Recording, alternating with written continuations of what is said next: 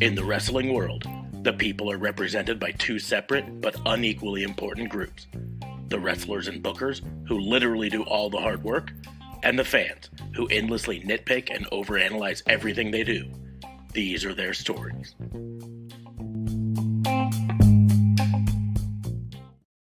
Hey! It's Warhorse, and you need to shut your mouth, open your eyes, and clean out your ears, because it's time to listen to the Raw and Order podcast. That's right, they're bringing you the best in all that meaty podcasty goodness in one, what is it, an hour? Two? Who cares? Who gives a shit? You need to listen to it right now, or else Warhorse is gonna, I don't know, roll your ass! Welcome to another episode of Raw and Order, the wrestling booking unit, the only wrestling podcast on the planet that carefully checks the top rope before doing any major moves because we don't want to get in. Yeah, I mean, Gene, you know what I'm saying? That's going to be the top rope that I'm going to mess with. I think I missed my mark. Can we start over? You did. I am your host, Detective Mark Smart, and I'm joined as always by my partner in crime fighting, District Attorney Vincent Kayfabe. What's going on, man? How are you? I just wanted to pop in like that and see if I could pull off a Sid Vicious type thing. I'm sorry, buddy. We're live. Sorry, buddy. We're live. Oh shit. So we got there. I'm going to take a moment to tell you, Mountain Dew Thrashed Apple, pretty damn decent. I'm going to take a moment to tell you, watermelon. Yeah. Watermelon. And I don't know which one's better. I never really liked the artificial watermelon flavor. Really? Yep. Really? So I'm those sorry are to hear all that. yours. I mean, even in Jolly Ranchers? The Jolly Ranchers are okay. They're maybe my fourth or third flavor of Jolly Rancher. What is ahead? Grape, cherry, and depending on how I'm feeling, green apple that day. Dimetap flavor is your favorite? Yep, it's my go-to. It's my jam. Wow, that's crazy. We should get a third opinion about this because I think the best flavor Jolly Rancher is I don't think a Canadian can answer on this. I don't Do you think guys we have Jolly Ranchers in Canadian? We have Jolly Ranchers. I don't think we have many flavors per se. I don't think I've seen the watermelon kind. I can't help but feel that even if it might not even even if be they a Canada thing though. It might be a Quebec thing. well, even if they have it, I can't help but feel that in pretty much any other countries, standards for candy probably don't allow some of the flavorings that we use in America. That's valid Because it's effectively the Wild West here. It's And- America. We'll Poison put in your the shit candy on world. anything. So, yeah. Well, does it kill them immediately? How about less than a year? Yeah. If We're it good. doesn't Put it in if the it food. doesn't give you cancer, does it really belong in candy? What do you mean if it doesn't give you cancer? If it Eventually. gives you cancer, they still allow it. That's my point. Yeah. Is if it doesn't give you cancer, does it belong in candy? I don't think mean, so. The They're candy getting rid of stuff. menthol in cigarettes now, so there's that. Well, that's because that's health food. that's vegetables in cigarettes. What do you Yeah, do? seriously, it's vegetables. It's wood. That's a bit much. That's a bit much. Somebody's Smoke. digging. Somebody's got a message. It's Oh, exciting. my bad. No, it's okay. Read it out loud for us. Yes. Don't bring a message if We're you're not waiting. going to share it with the class. We're waiting. No passing notes in class. It was LOL because Dark If you Side don't- of the Ring, ladies and gentlemen, has been canceled. If you don't For next season. if you don't tell us everything, we're going to hit you with the paper. Oh, Son of a bitch. Yeah, no, it I- was just about the report of Dark Side of the Ring being canceled. And So- it was due to basically a lot of it was from the Plane Ride from Hell episode. Yeah, A lot of I was- wrestlers were depicted poorly. And Well, so and the big on. thing Well, they behaved poorly. That's on them. Yeah. Well, what they're kind of getting crap for on that is relying on 20-year-old memories, and the fact that since that episode, there's at least reason to believe that some of the stories were about different flights that also had horrible stuff happen on it. Which, I'd point out that's not really a flex to say, oh yeah, this shit happened other times too. But you know, I remember when we were talking about the plane ride from hell one, that one of the things that was mentioned is on the episode they talked about Vince McMahon being there. Right, which wasn't and true. and I was saying that what everything I've read, Lance Storm says, you know, came out and said no, Vince McMahon left right afterwards on his private jet. He was not on this plane. And other people backed him up on this, and that's one of the things. I would like to point out one thing that's been bugging me about this reporting on it, and that's the use of the word "canceled." Because It wasn't renewed. It was not renewed, and there is a difference, right? That's true. Canceled or not renewed. Not renewed just means, hey, we've decided not to go forward. Canceled means, hey, we had told you we're going to do another season, and now we're not, right? Or usually, typically canceled is you're midway through the season, and fuck you, no more. You know, Here's looking at you, Family Guy.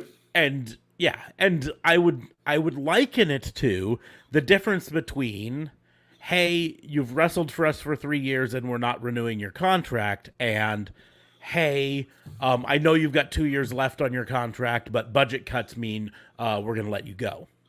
Yeah. One of those is being canceled, and one of those is not being renewed. Well, it's that's the difference between a layoff and getting fired. Yes, That's the difference between going out of business and getting fired. Yeah, exactly. Right, and so and effectively, anybody whose contract is not renewed, they're just going out of business because they're a 1099 employee in every major wrestling company in the U.S., and thus they are no longer in business. And that's why I suppose this is a good segue to our first topic of the night. And before we get into that, I'm going to mention, like I always do, that we're part of the Tatnus Co. podcast network. So after the episode, in the doobly-doo, there's a link to tatnusco.com. Click on that and head on over there and see the other shows on the network. But the segue is that on Friday, was it Friday or Thursday? I don't know Whatever what you're talking the about. 29th was. Thursday. Whatever day the 29th. Thursday was the 29th? Anyways. 30th, 20. No, Friday then. Technically. Friday the 29th. Yeah. On the 29th, a total of 9 WWE we'll superstars. Wait 14 days before we fire them. Yeah. Instead of doing it on the 2-year anniversary, they waited 14 days. And on the 29th, 9 people from WWE lost their jobs.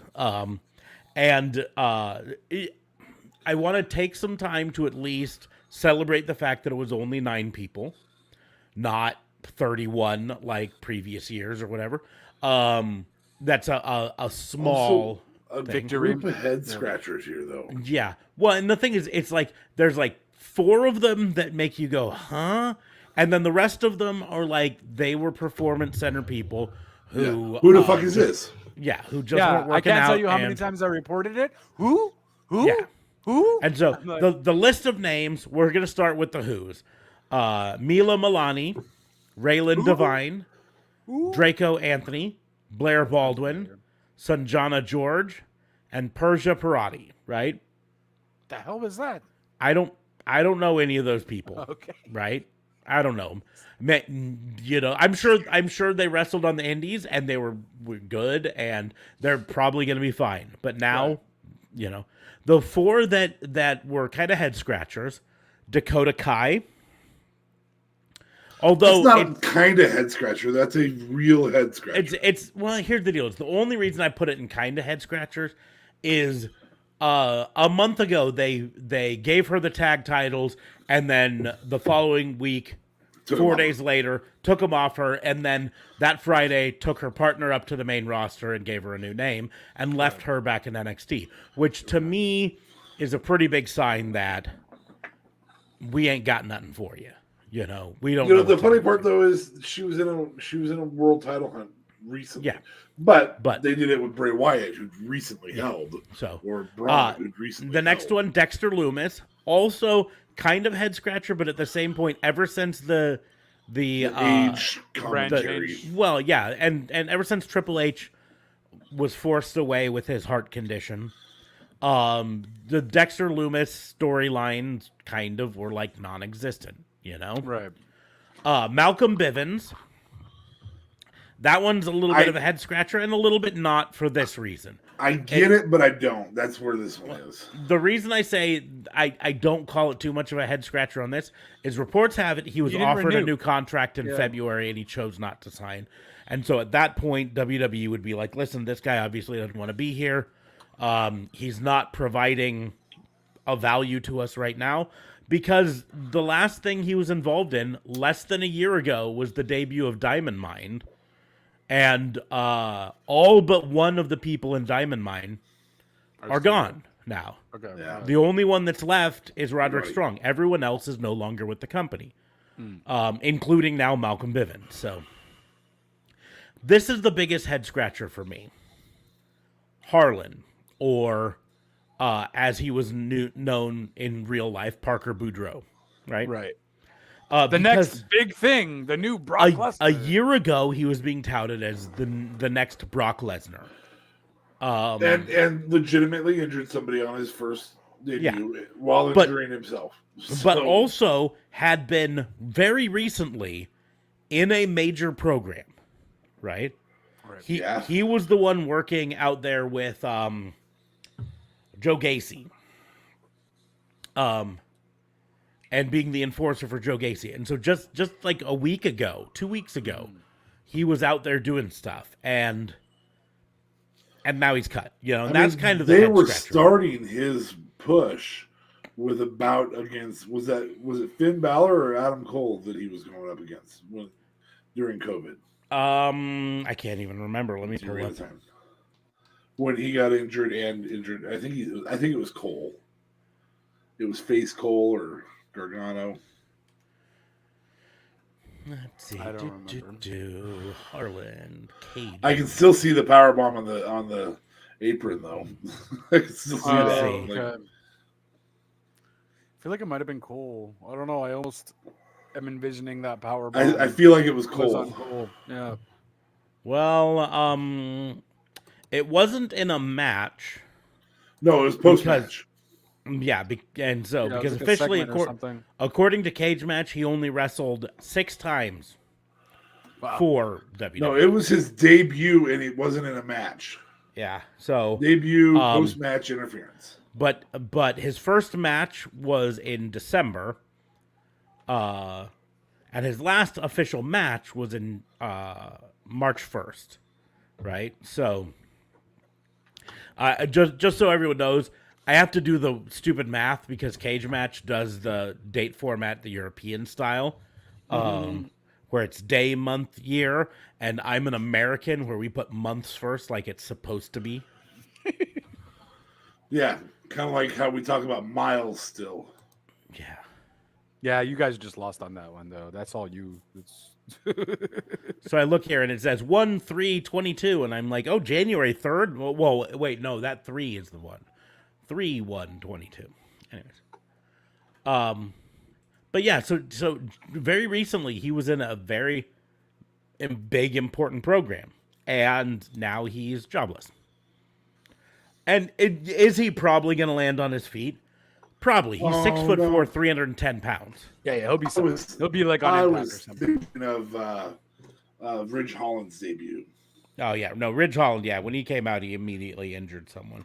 Yeah, and himself. And then later himself. Yeah, and then came back and then injured someone again.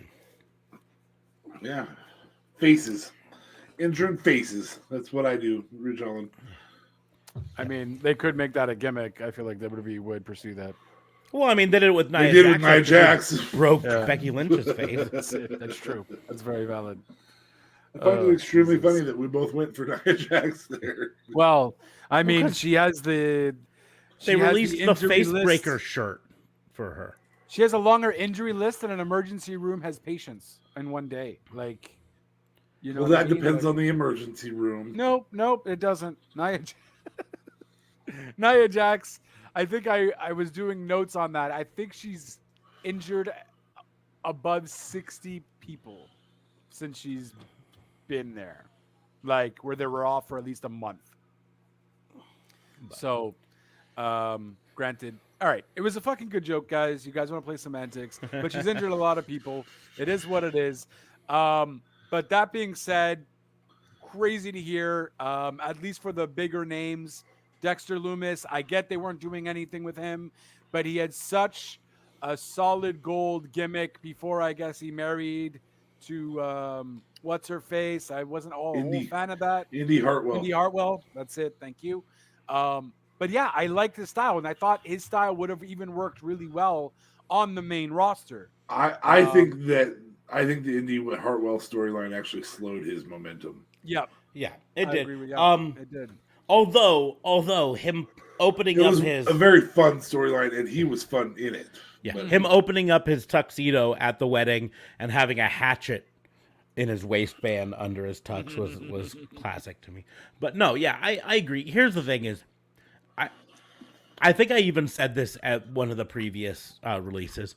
It is very plain to me to see that the people making the decisions on cuts don't consult with the WWE creative people at all, right? They didn't call up creative, in NXT and say, "Hey, we're thinking of cutting some of your people.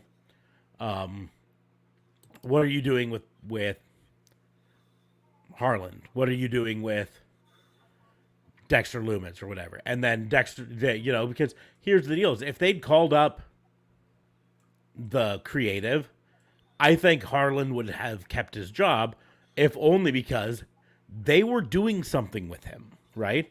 I think Dakota Kai would have kept her job because we have a plan for her. We're doing something, right? But in the end, they make these decisions without that input, and I think that's pretty obvious. So,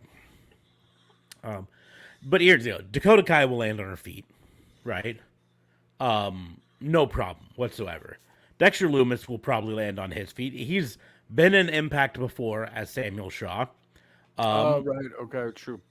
He'll likely go back to Impact, if not to someplace like AEW, or Ring of Honor. He may get a boost out of it. I do want to point out Indy Hartwell has yet to change her Facebook or her Twitter.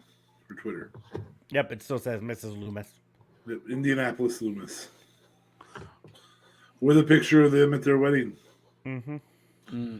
Their faux wedding. So, but so the ones that I'm not gonna say worry on because it's not really worth worrying about. But that group of 6 that were performance center people who don't have a large background of matches to show off. They don't really have a resume in wrestling.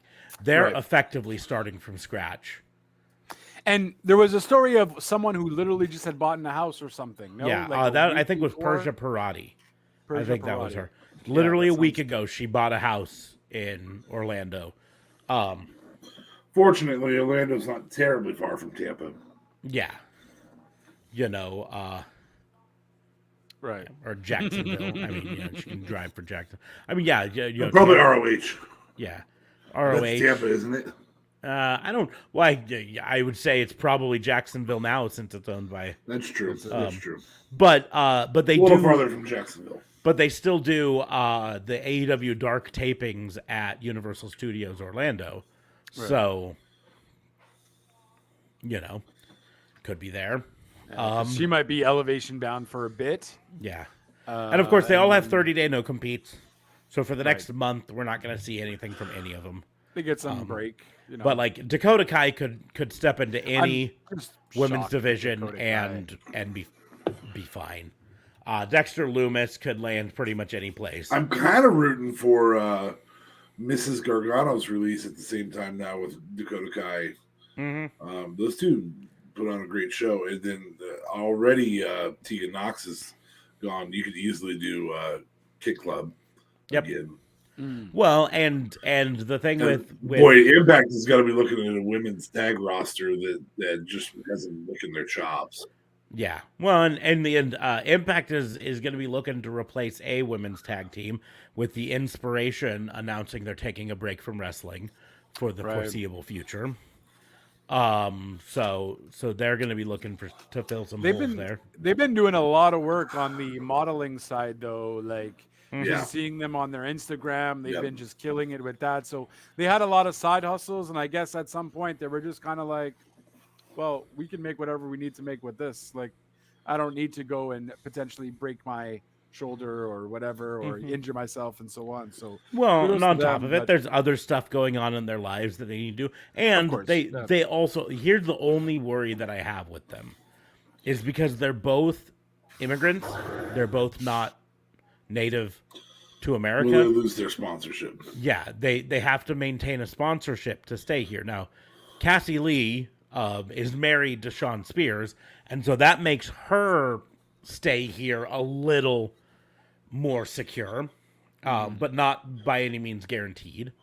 But the other one is not on such solid ground and could find herself being told by the United States government, if you don't have a JOB here sponsoring you, you need to get back on a plane to Australia. Yeah. Fucking jeez. Mate, that was like a terrible that was like listening to my son do Crocodile Dundee, Dad. Yeah, straight up. But I mean, look, I would imagine they had thought about that. I had brought that up when discussing when cheating on us. Yeah, when cheating on you guys. When discussing about whose visa was it? Oh, gee, golly. Visa V. But just talking about work visas, how I can't. The wrestler is now just I can't really recall at the moment, but they weren't from the States. I'm gonna make an offer. Finn Balor. Oh, we were discussing the Austin Theory Finn Balor scenario, and we were wondering when his contract was up. We couldn't really find any information, so we were playing with the whole little ordeal that hey, maybe he could be at Forbidden Door, maybe his contract is coming up. And then I had asked also about the scenario of, hey, does anyone know how that? I believe Finn Balor's got citizenship, if I remember correctly. Does he? I believe. I thought Sparks was looking that up. I'm gonna look it up. I do not believe so because he's Irish. To find that. And he's married to someone from Britain, I believe, Britain or something. Yeah. So then they're like, "Oh, isn't he married?" I'm like, "Yeah, but I don't think that person's American." Like, no. And here's the deal: is, without going into too much personal information, my sister-in-law is not from the United States. And it took her 6 years of fighting and thousands upon thousands of dollars in lawyer fees to become legal here in the States because our system is trash. Is a nightmare. And this is he is Irish citizenship. Yep. And 1 year and 1 day younger than me. Speaking of fucking nightmare, I go to this website for things and it's stuck in mobile mode and I can't get out of it. So even on my computer, everything's fucking ginormous. So now I'm trying to scroll down to the F's and I will make an offer. Hold on, I better do this with my camera on. Yeah, one job. I will make an offer to the lovely Billy Kay. I am in a relationship right now, so there will be no hanky-panky, but if you need sponsorship, I can faux marry you for a while. Which may have ruined that because I feel like the federal government will find this. Yes. Have you not seen that Sandra Bullock movie about how she had to marry Ryan Reynolds just to stay if we fell in actual love in a throuple, I think I could get the girlfriend to. I will say one thing about you're this. Gonna lose both pretty quick right now. Fortunately, the girlfriend doesn't watch the podcast. Yeah, I will give one thing to this nightmare website. They're on top of it because they have Elias listed under Ezekiel already. Nice. So. There you go. They just have really bad web development tools. Oh, Jesus. Or really good for mobile web development. Well, that's it. They don't have like a full-fledged, hey, this screen is this big, a rapid response. Have they heard of GeoCities? No, I don't think GeoCities exists anymore. And after all of this, they don't have Finn Balor on their site either. Oh, Jesus. Fuck. Why didn't you do the find? I did Control the F. find eventually. And once I finally got tired of fucking Scrolling through a mobile I was website. like, well, I got to E and then I was like, oh, I could do that, but F is right next. And I got to follow bar and I was okay. And then there was This is your opportunity. LMGTFY. So then I was like, okay. Let me Google that for you. And then I was like, okay, maybe they have them under debit. And nope, they didn't have them there. So I couldn't find the info though when I've tried. And I imagine they obviously took that into account, or they hopefully had applied, because I think Paige had a similar situation where she was almost about to get fired, or there was rumors of her getting fired, and there's a few dirt sheets reporting that she doesn't have her visa citizenship, and she mentioned something. As long as the inspirations were allowed to be free agents, there's a lot of time for them to find sponsorship. Yeah. And because it doesn't necessarily need to be a job per se, though, right? It's usually a career or a relationship. Yeah, it's either for Billy Kay. All it takes is one modeling shoot, and it's going to renew for another 3 months. Yeah. Okay. Yeah. The thing is, most of the time when it's job related, it's contingent on you keeping the job, right? And so every time you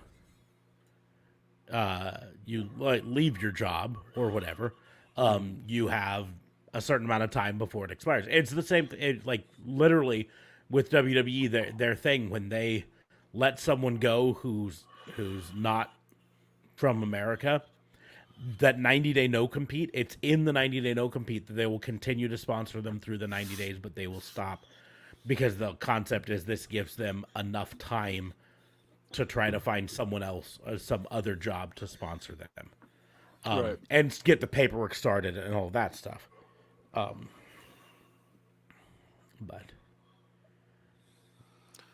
here's the deal. You're right. I can't find any firm thing on Finn Balor's contract. All I saw was he gets $1 million a year. What I would expect is that he was in probably a 3-year contract when he first signed, and then he's renewed it at least twice since then. When he went down to NXT, he may have signed a different contract for down there.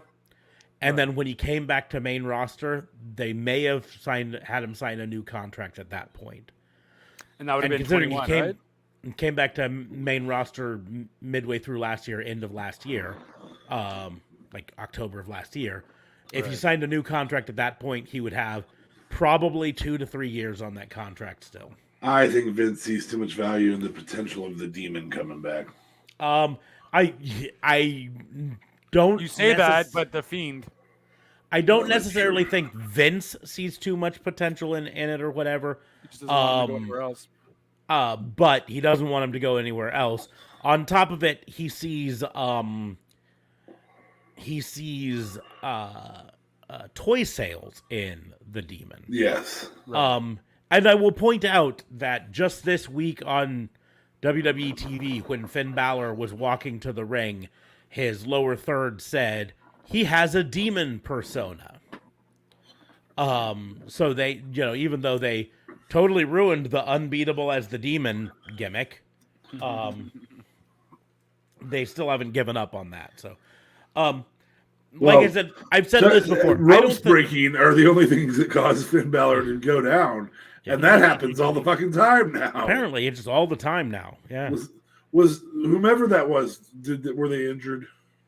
It was Bobby Lashley, and no, he wrestled again yesterday, and you can actually find video of it on the internet of him walking around and checking the top rope in all 4 corners to make sure, and then giving the thumbs up to the crowd.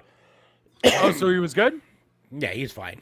Okay. If you look the way he fell out, it looked scary at first, but then you watch it again, and Like, he hit maybe shoulders. He hit his head on the ring apron was my Yeah, concern. he hit his shoulders on the ring apron, and then that spun him around, and he landed on either his legs or his knees on the outside. And that's scary because that's the hardest part of the ring. It is the hardest part of the ring. I don't know if you know that, but it is. So, anyways, speaking of Raw and WWE, Raw this week was fun. It wasn't celebrated Randy Orton's 20 years there, which was fun there. God, how old am I right now? Right? Yeah. Probably my biggest complaint was they did the whole I'm in charge, so I'm gonna change the rules of the match gimmick with Sonya Deville. Completely stupid. And the reason I don't like it is not that I don't like that gimmick, because I when used right, it's okay. They made a very big deal with Sonya Deville a few months ago that when she's wearing the jacket, she's an official. But when she's wearing the ring gear, she's not an official. So by their very own logic, she shouldn't have been able to have changed the rules because she wasn't wearing the jacket. And the solution would have been very simple for her to have a jacket at ringside. Right. Go put it And on. just pick it up and put it on. And today, as an official, I am changing the rules of this match to be no disqualification. Writers don't remember what they did last week, let alone 4 months ago. I'm just gonna put myself on mute. I gotta go tinkle. I'll be back. Oh, good. He's gone. Now we can talk shit about him. Yeah. I'm still here, damn it! Damn it! And to be fair, you guys still talk shit about me when I'm To be fair. Yeah, To be fair. To be fair. To be fair. To be fair. Another television show reference, you'll have to figure it out. To be fair. To be fair. Well, while he's gone, because I got these two AEW unrivaled, unmatched. Which one was it? Let's talk about the figures so he can Unmatched see figures. I got Johnny Hungy. Looking kind of hungy there. Ooh, this is a good opportunity for the fans to vote on which head you give him. Yeah, so that's the deal. I've got the choice. Do I put him in the smiling, happy Johnny Hungy face, With enormous top teeth. or do I put him in the serious, I'm a fighter Johnny Hungy face? Ooh. Oh, that's really tough. I think you should, whichever one you choose, I think you should use the other one as your screen unlock for your phone. I wonder if it would work for face unlock. It would be like Facial recognition. It would be like a special form of like token third party authentication. No one else could unlock into my phone because even if they had a picture of me, it wouldn't work. They would have to have a picture of Johnny Hungy. That would be gold. It probably wouldn't work, and I guess the security would probably be lower, but nobody would know that you did that unless they're on our podcast. What I was gonna do is because those came with a special 3-pack each of the AEW cards, I was gonna quickly open those.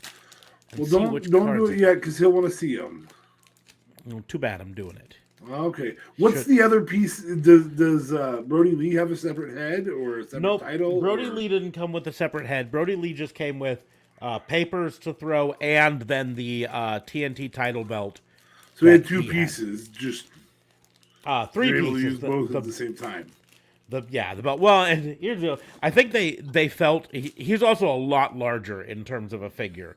Hold them both up. Just if only because of how much bigger Brody Lee is. That seems accurate, actually. Yeah. And so I think they felt like because they made him larger and more, like that they had to make up for it. Johnny Hungy not only came with another head, but he also came with like 3 spare hands in different like punching hands and open hands and whatever hands. So yeah. I did that for you, JLB. You don't know it, but I did it for you. Oh, thank you. I did it for JLB. I did it for the JLB. Okay. So 3 cards in each pack. We're already doing the cards? Yes, because you left, and I figured I'd sort of. Wrapped it So up. Nyla Rose. Is Okay, this an 'cause it's aluminum AEW, card, or right? are these cardboard? These are cardboard. are- They're upper deck. Yeah, they're upper deck. They're glossy cardboard, really nice looking, but Yeah. card You're probably number not gonna 2 have from the flake and- first deck. Wardlow. That's not the most flattering photo of him. It really isn't, but And then card number 3, Sammy Guevara. Sammy Guevara. Can't stand him. For me, he's becoming like Cody. Nope. He's doing exactly what he needs to Doing do. his job, man. Here's the deal: is I give Tony Khan a ton of credit because I don't think he expected the hatred to come out for Ty Conti and Sammy Guevara so quickly, right? Because they were both like the biggest baby faces in their divisions, and then they come out together and suddenly there's hatred, but they have instantly embraced that. They are full on heel team now, so much that even in AAA, they won the mixed tag team championships in heel fashion. And Ray Phoenix how did they super win? kicked Ty Conti. Yes. The So sleep. during the match, Yeah. for most of the match, Sammy Guevara was injured, which he apparently in the Scorpio Sky ladder match did injure his shoulder, right? Oh god. But he was Which injured. a He's on the very outside. fire match too, by the way. Yeah. He was outside. He with in crutches, and La Parca Negra was Ty's tag team partner during most of the match, and then if I'm remembering correctly, reading it right at the end when La Parca Negra was about to try to get the pin and the victory, he enters the ring and takes out Ty's own tag partner with his crutches, and then takes the pin for himself. So that he can be the tag partner, tag champion. We've got Riho with the old tiny belt, Which looks enormous on Riho. which looks normal size for her, but that's kind of the point, I would say. We've got another magazine cover, this one with Brian Cage while he was FTW champion. That's unfortunate. And we have Miss Penelope Ford. What I do like about these is they actually have like stuff on the back. Stats and whatnot. Well, not like a ton of, but like some stats: height, weight, born, and then a little bit of information about them. Because those WWE cards, the first set of cards, have basically nothing on the back. Like here, let me find one here. Anyways, I don't have one close that I can grab, but they had almost nothing on the back of them. The shinier ones had a little bit more stuff on them, but anyways. But yeah, so now I've got the 3 AEW cards to hold on to because I can't find any more in stores right now. You just got to get more action fingers then. Yep, I'm just gonna have to buy more action figures. That's a valuable way to get more cards. That's totally cost effective. Yeah. $20 for an action figure to get three cards. Yeah. To get some box openings and whatnot. That's it. Unboxings. But so, what else happened? Becky Lynch addressed the crowd on Raw, and then Asuka came back, and nobody About dreaded time. for Asuka. Bobby Lashley defeated Omos in an arm wrestling contest, and then they fought. Some of that shit just doesn't make sense to me. Veer Mahan defeated some other schmo. Yep. This one was a good thing. The Miz TV set. Great which was- chemistry between Theory and Yeah, The Miz. which I'm gonna Amazing. say I'm not normally one who says good things about talk shows segments on Raw and SmackDown and whatever. I think they're dumb for the most part. But Miz and Theory had really good chemistry together. I liked at one point Miz was like, if you work hard enough, I don't have a maybe magic button. maybe someday is that- you'll get a the too. And Theory's like, the Theory? No thanks, I'm good. I don't want to be called the Theory. and then made a match between Miz and Mustafa Ali. That's it. Accepted the match for him. Oh, so the release jab as well. Yeah, they did do a lot of when Mustafa came out. They're like, "Do you even work here?" I'm gonna make you wish you got your release papers. I was like, oh my god. I'm like, he does wish he got his release paper. Oh Jesus. So, I mean, I hope they finally at least do something with Ellie, though. In reality, I mean, the guy's been dealt a shitty hand with Retribution and all that, and they haven't really done anything with him. So, I mean, the guy's a phenomenal wrestler, and seeing him versus Theory, or Ciampa actually, because Ciampa came out afterwards, I would imagine that match would be fire. Obviously, Ciampa's going to win, but please give me a fire matchup because those two. Is he? Is that really that obvious? Well, he came out to attack him at the end of the. Just saying, I don't feel like that's an obvious thing that Champ is going to win. Yeah, the champ is going to win. Yeah. I think they're building up a Theory, and I think they're building him up mostly because all the insiders report that Vince McMahon sees Theory as the next John Cena.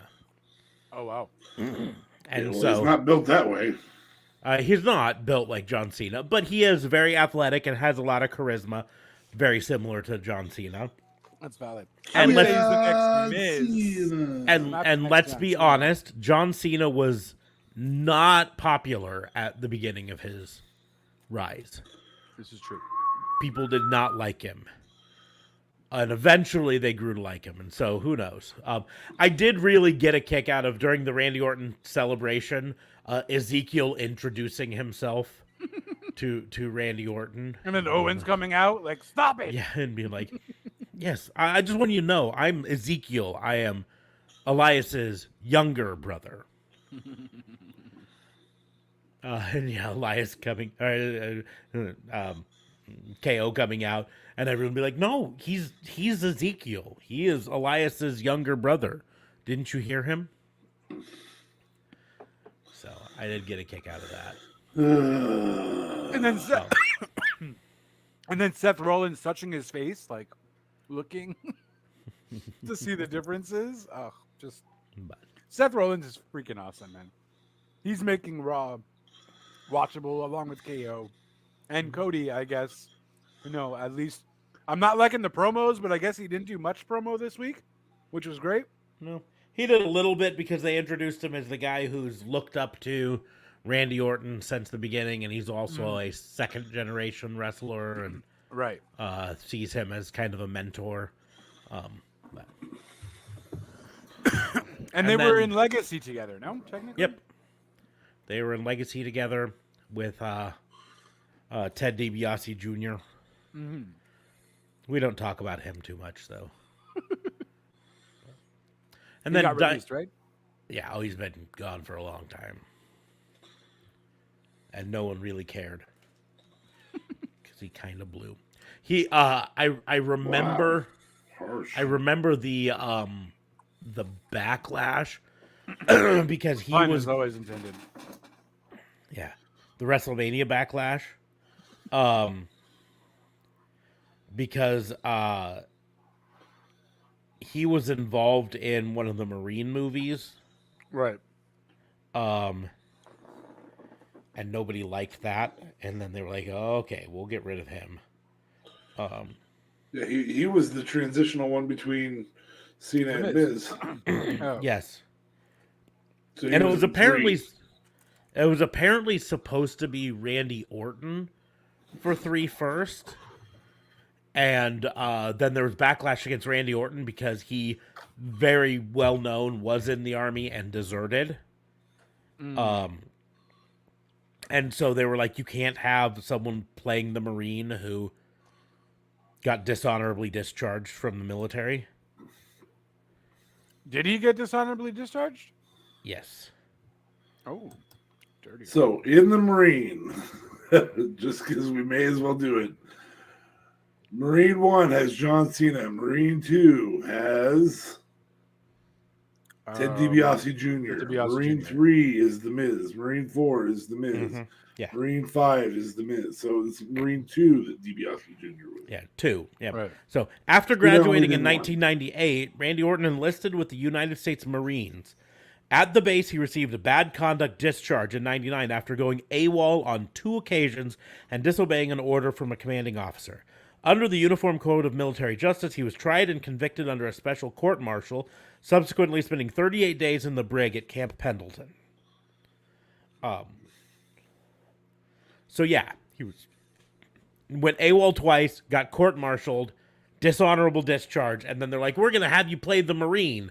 And actual Marines were like, no, don't do that. Neither was anyone else.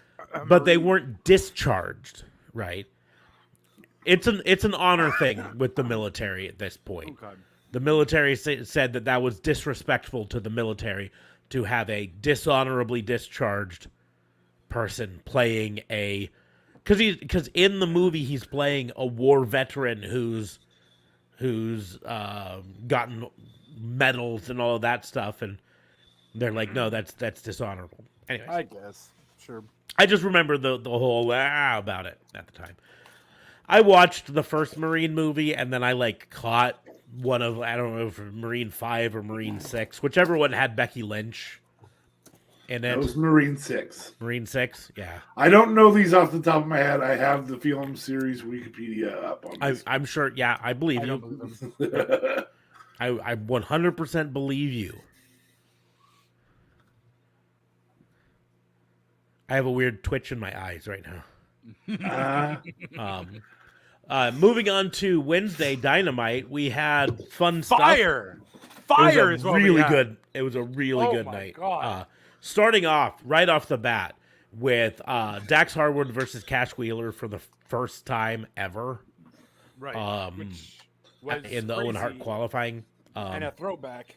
Yeah, on top of there's actually a video going around on the internet where someone went through and was able to put together all of the different match moments of Bret Hart matches that they paid homage to, including a bunch with Bret versus Owen, but Bret also versus ones Kurt that were Hennig. Bret versus Hennig.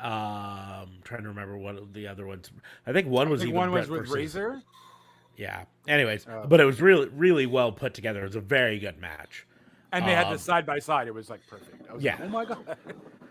People are so creative. And so it goes to show how big a students of the game FTR are, and how much they love the Harts, and Bret specifically. Go ahead. I was just going to say, so that's why I was kind of heartbroken, right? Because we did get the Bret Hart news that Bret Hart had signed a lucrative deal with WWE. And we're like, oh, crap, this is done. It's a Legends deal. He won't be able to go anywhere. But then Bret Hart had mentioned that, no, it was just the merchandising. Yeah. Legends deals allow them to go anywhere they want.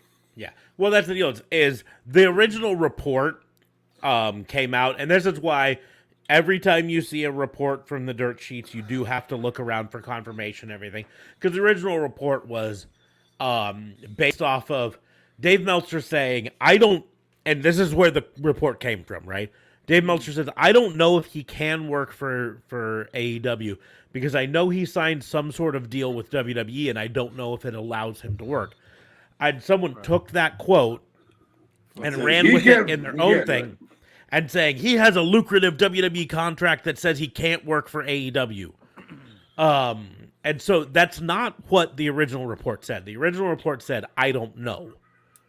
Okay, right. bastards. But then Bret Hart has come out and said, no, I mean, I have a contract to make merchandise, and that's it, right? So they can put my face on a T-shirt or an action figure, The other piece to that is, remember a while back, was this 2018? Right after Taker had lost to Roman at WrestleMania.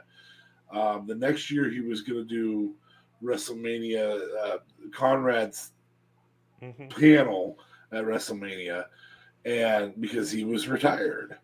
And Vince went to him and said, no, you can't do that, because technically that would have been very AEW friendly when they were just kicking off with Conrad.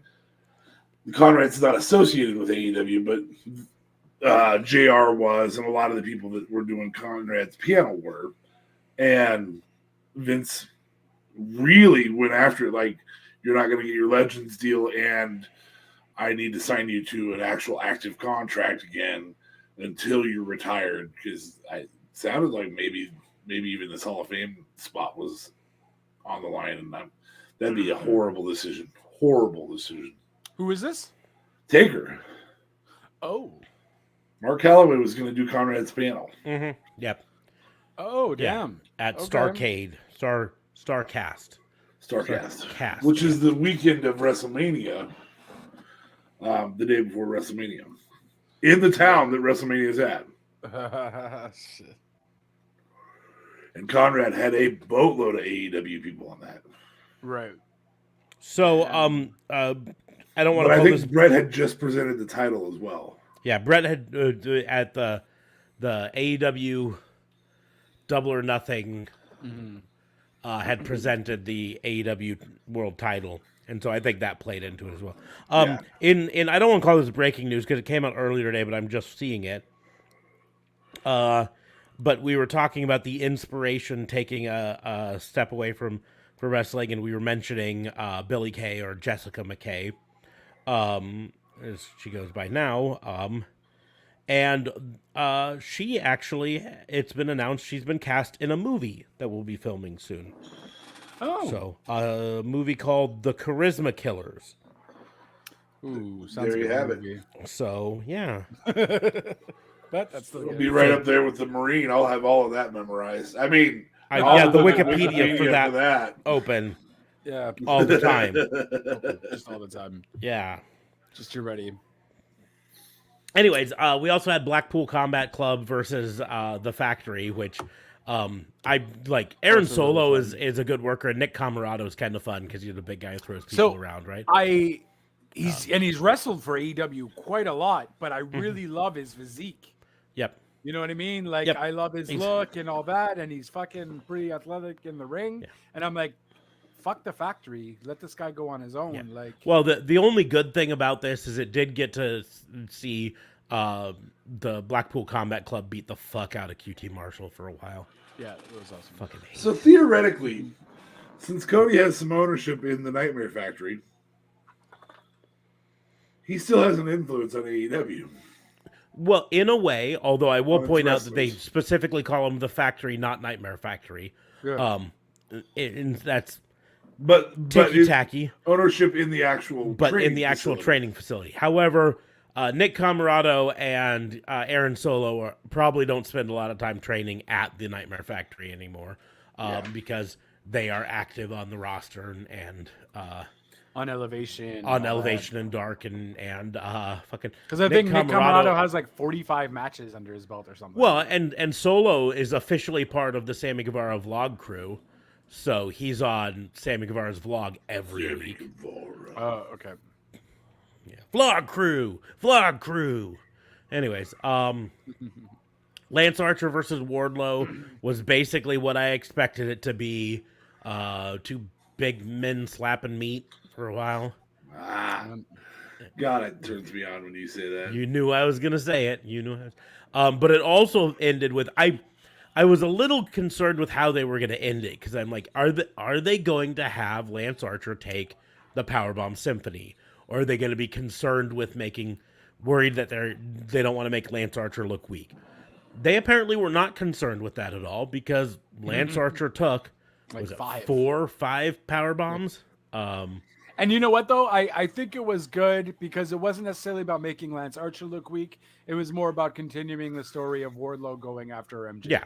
Well, and that's it makes Wardlow look like a beast if he can powerbomb Lance Archer 5 times. And the thing is, they didn't. It wasn't a squash by any means. Right. Lance Archer got in a lot of good shots and everything, and there was a point where, you could have legitimately thought Lance Archer was going to win it. Right. And then Wardlow was able to come back and powerbomb, pin. And then what I really liked is him just walking casually to the side and then holding his hands out to be handcuffed to be walked out of the ring. Like, listen, I'll come, I'll do this all day, Right. You, I thought you were going to say what you really liked was that joke about Philly chicks, how they use how do Philadelphia chicks use birth control? I don't know. What was it? How does Philadelphia chicks use what do Philadelphia women use as birth control? Their personalities. Nah. It was like the promo before the match started. I probably wasn't listening too closely for that. Oh, About the only segment that I didn't really love on Dynamite was the Jericho Appreciation Society sit down where they had the table out there and they talked and in the end Eddie Kingston did fine in it, but it was just like meh. Overall, I just was like whatever. It was there to set up for later when for Rampage technically when Jericho would get his payback on it with the fireball, which I do want to we'll talk about when we talk about Rampage, but the fireball is very much a sports entertainer joke, right? Right. Yeah, I saw a post. We'll talk about when we get to it. So we'll get to it. The Philly street fight, Hikaru Shida versus Serena Deeb. That was fun. Was a lot of fun. I was a little surprised that they gave Deeb the win again. Mm-hmm. Just and because a clean win on top. Yeah, I was kind of figuring that this would be the moment that Shida gets her win back and her revenge. But she didn't, and so. But remember all of them they did with Cody. I mean, they let Cody win 4-5 before he took the loss finally. Yeah. Or had a tie in the instance with Darby. It was a tie and then win and then finally a loss. Yeah. But in the end, what I kind of think probably is going to happen is this is going to lead to the darker Shida, maybe her joining up with Serena for a while. If you can't beat them, join them, sort of a thing. Before eventually, anyways. But that can be. Side note: that should be a storyline in WWE. That Cody, I just have to face you enough that I get a win because I've seen how this works. If I keep trying long enough, I'll eventually win. Because you lose like the fifth one to people. Before we got to the next match, though, we had the House of Black come out, and they pulled Fuego out there, and they were going to try to rip his mask off him, and then they were interrupted by the return. But first it was Alex Abrahantes in the ring. Talking to them about how they fell into his trap of distraction. And then when they went to the ring, then Penta and Pac came out on the ramp and distracted them back to there. And then Alex Abrahantes came out in his normal gear, not his hood and all of that stuff. And you were like, whoa, if Alex Abrahantes is on the ring, who's in the ring? We probably all saw it coming, but that was the goal, was to have us be like, what? And then the guy in the ring took off the hood, and it was Rey Fenix underneath there, and then he beat up on them for a bit, and they all went in there and they beat up, and then the bad guys ran away. And the triangle is all Stay Puft Marshmallow Man. But they ran away smiling, which makes me wonder if they didn't see it coming. If that wasn't all part of their plan. I'm also going to point out something slightly related to this, although it didn't happen on one of the main shows. It happened on AEW Dark, I think Elevation. Julia Hart wrestled a match, and she's continued to come out with the eye patch on, covering her one eye, right? But this time, coming out from under the eye patch was black coming down her cheek. Oh. Like the Why blackness wouldn't you is put that spreading. on Dynamite? Well, reportedly, not even reportedly, Dynamite had to be rewritten a lot going into it. Yeah, because Adam Page got COVID. Because Adam Page got COVID. Although, one of the things that I like so much about AEW is they're not afraid to be like, Adam Page got COVID. Whereas like WWE is just like, oh, someone can't be here because they're injured or so, you know. And you missed a flight instead of just saying, yeah, they got COVID, so he kept them off. Because I don't think it's shameful to say, hey, we found out that one of our wrestlers got COVID, so we kept him away from the other wrestlers for the safety of our other wrestlers, right? Right. But anyways, Hangman Page tweeted out right before Dynamite, and he tweeted out, Dynamite is on tonight at 8 p.m. on TBS, but I will not be there because my face is full of COVID snot. Sorry. Please enjoy regardless. Nice. Just, like, he also misspelled dynamite. Because he's Adam Page and he can't. Because he's Hangman. He's Hangman. He's cowboy Just doing shit. some cowboy shit. Right. Exactly.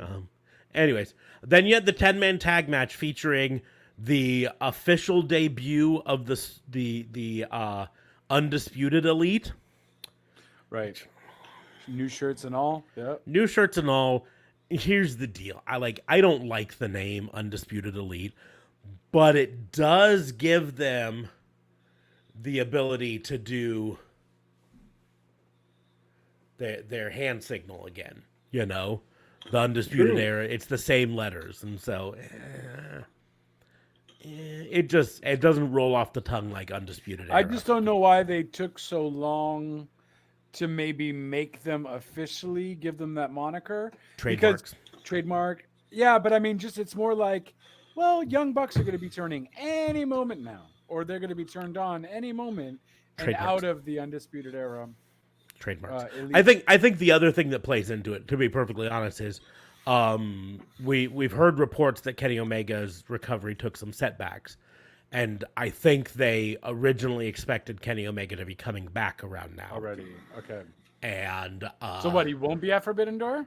He may be at Forbidden Door because remember we've got a little over a month before that.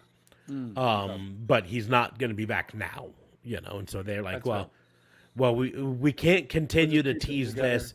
Will they break up or will they turn on him or not?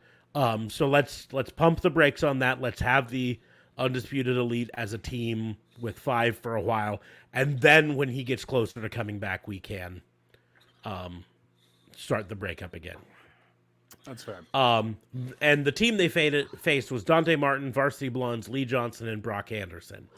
And that team kind of had to be thrown together in a way because Dante Martin no longer has a tag partner again because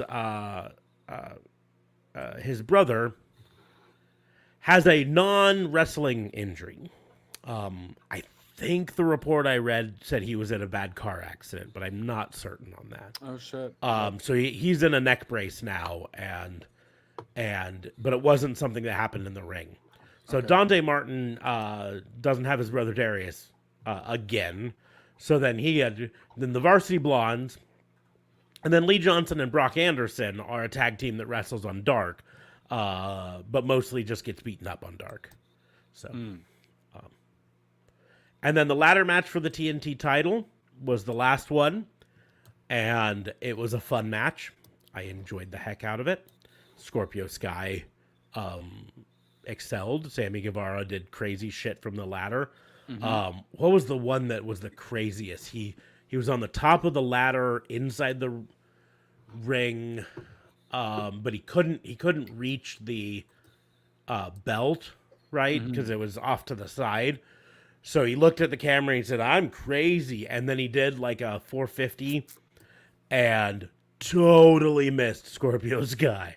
And then the ladder barbed wire too. That was pretty neat to see. The women fighting was dope. So now I'm kind of excited to maybe hopefully see the woman go on a one-on-one Probably will be a mixed tag, but yeah, no, that was a fun match. Though I get it, you're not crazy on Sammy's, spot festery, but it still was good, and it really, I feel it even elevated, maybe. Well, Scorpio Sky won, so that was great. But I also feel like it made us kind of appreciate Scorpio Sky's talent even more than I guess I did. Yeah, it might have elevated your appreciation of Scorpio Sky. Mine was already up here. All right, that's fair. I seem to remember a week ago us talking about Scorpio Sky and you being all like, meh, meh, meh, and then the other two of us being like, nope, I'm still sold on Scorpio Sky. So, what is this though? Are they? I hope they're still keeping it on Scorpio Sky though, for a longer period of time. Because I don't know what's with this back and forth. Was it the back and forth because, just because I don't know, they gave it to Sammy and then they don't like him, whatever. So let's take him out of it. I heard a theory. It verges on conspiracy theory. So I don't know if I put a ton of faith in it, but at the same point, it does make sense for it. Who previously held the record for shortest TNT title reign? Cody did. In AEW. Cody. Oh, okay. Who Between previously? Guevara and Guevara. Yep. Won it off Guevara, lost it to Guevara. Who previously had the highest reigns? Yeah, the record for most Cody. number of TNT title reigns. Who Cody. previously and so the conspiracy theory is that they did all of this to erase Cody from the record books, not erase him, but keep him from having the most of those records. You know what I mean? Okay. I mean, they're still gonna acknowledge him as a previous title holder. They're not gonna take that away from him. Acknowledge Cody. But they are, right now saying we don't want him to be. If someone searches for TNT title, we don't want his name to show up with all of the records. Right. Let's get other names on there some more.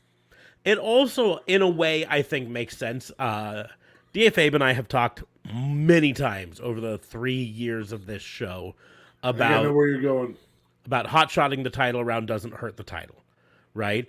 About when you have two people who can, or three people, who you can bounce the title around with good matches, solid matches, right? Where sometimes someone wins because they just figured out how to exploit something from the other person, and then the other person figures out how to not make that mistake again, or whatever. It doesn't really hurt the title. It can actually enhance the title, especially as long as they're putting on great matches, which I thought this was a good match. And so I think that plays into it. I do think the other thing came around is all about the heel turn for Ty and Sammy.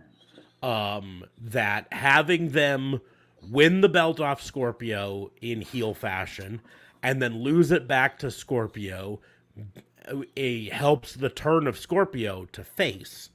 Even It also means that now Scorpio Sky is tied with Cody for number of TNT title reigns, has the shortest title reign, and Sammy Guevara has the most TNT title reigns at 3. Yep, exactly. So whether or not that's a true story, whether or not they wanted to take Cody out of the books, doesn't matter. They did it. Certainly, they did it exactly. Yeah. But also, especially with the reports that Cody got injured in that match, I think some of it was like, not Cody, excuse me, that Sammy Guevara got injured in that match. I think some of it was them saying, hey, we've relied a lot on Sammy Guevara over the last year to help elevate this title. And we've worked him really hard, and we've made him do a lot of crazy matches. Like that ladder match with Cody was nuts at times. Yeah. And I still don't know how he didn't break his back with that whiplash. Yeah, There were so many moments in that. And so this could be them saying, hey, we've now established them as monster heels, right? We can set up for a mixed tag match with Ethan Page and Paige Van Zant versus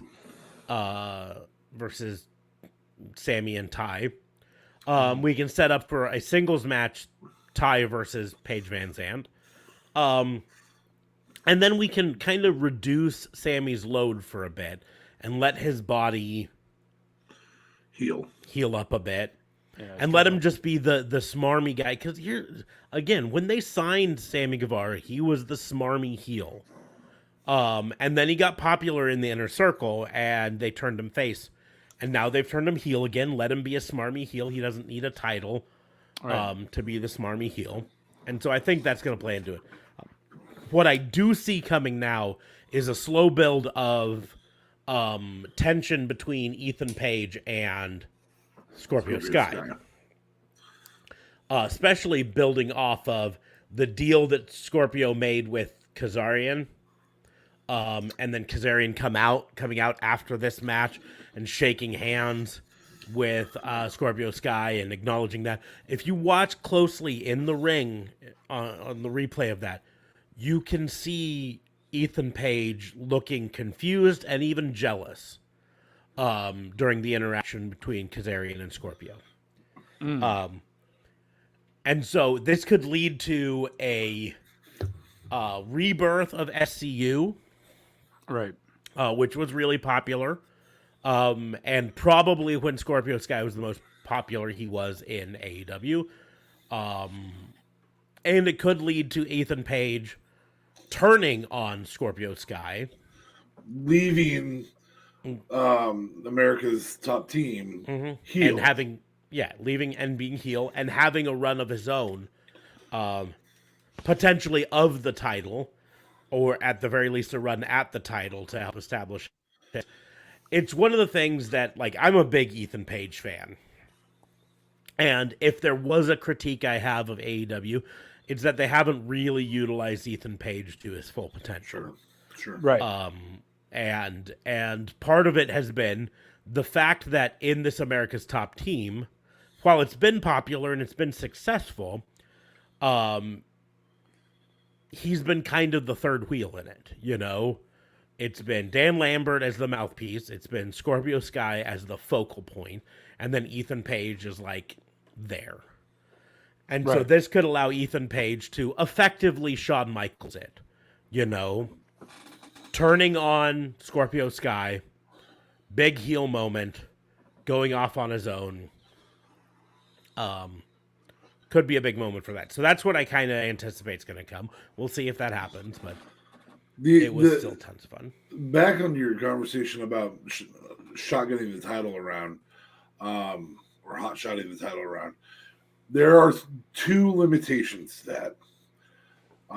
Quality of wrestlers that are in said title hunt is the obvious one. The other one is you have to have it go back to the same people.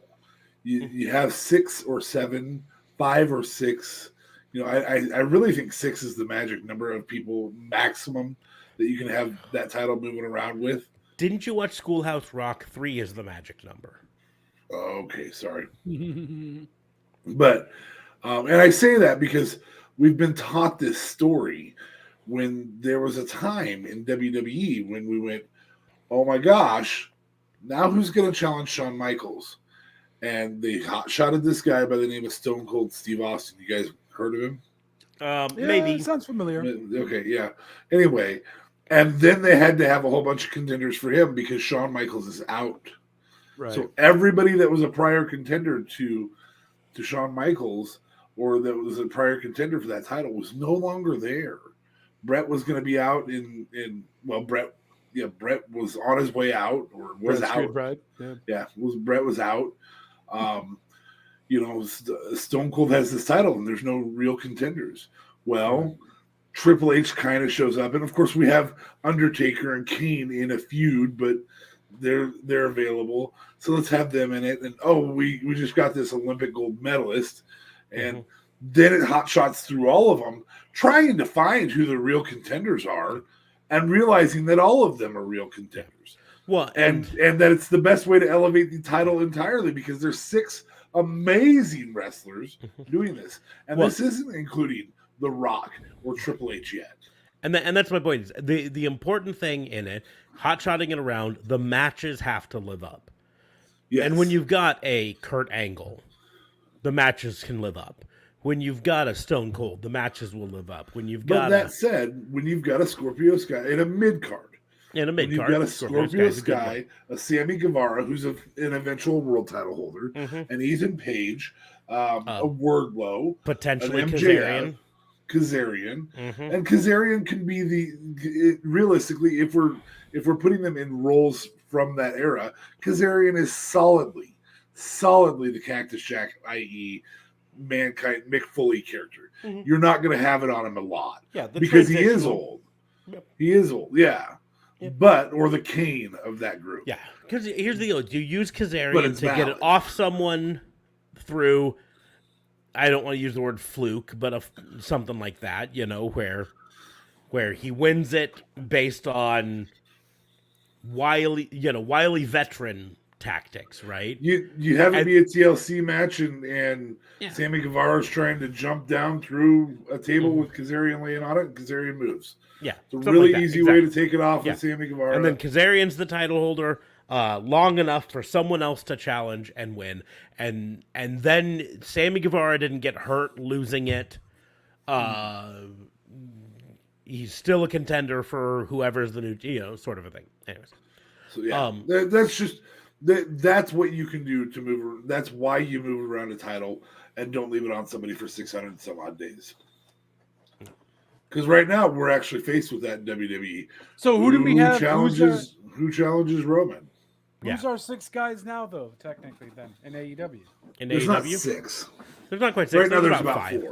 4 or 5. 4 or 5. Yeah. So you got Sammy Guevara. You've got Scorpio Sky. You've got potentially Ethan Page. You've got Wardlow as a potential. You've still got Darby Allin as a potential. Yeah. He's a former TNT title holder. That's fair. He could Miro, go back in if he there. comes back. Miro coming back. That's another one. Having it move around. It's all you want to do. Because it tells you who's really over and who isn't. You even have some up-and-comers like Swerve. That's true. Can get into that. Whose house? Swerve's house. Yes. You've got Keith Lee, who can. I mean, he's eventually a world title thing, but now you give him a short run with it. You've got Samoa Joe and screwed by Undisputed Elite. Yeah, and then you have Keith Lee go after Adam Cole for the title after Adam Cole's already beat Adam Page. Yep. I mean, you even have, like I said, the Samoa Joe or Trent Beretta as potential.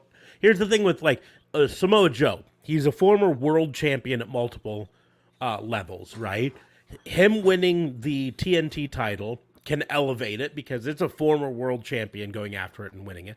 And then losing it to someone elevates that person because they just beat the Samoa Joe, right?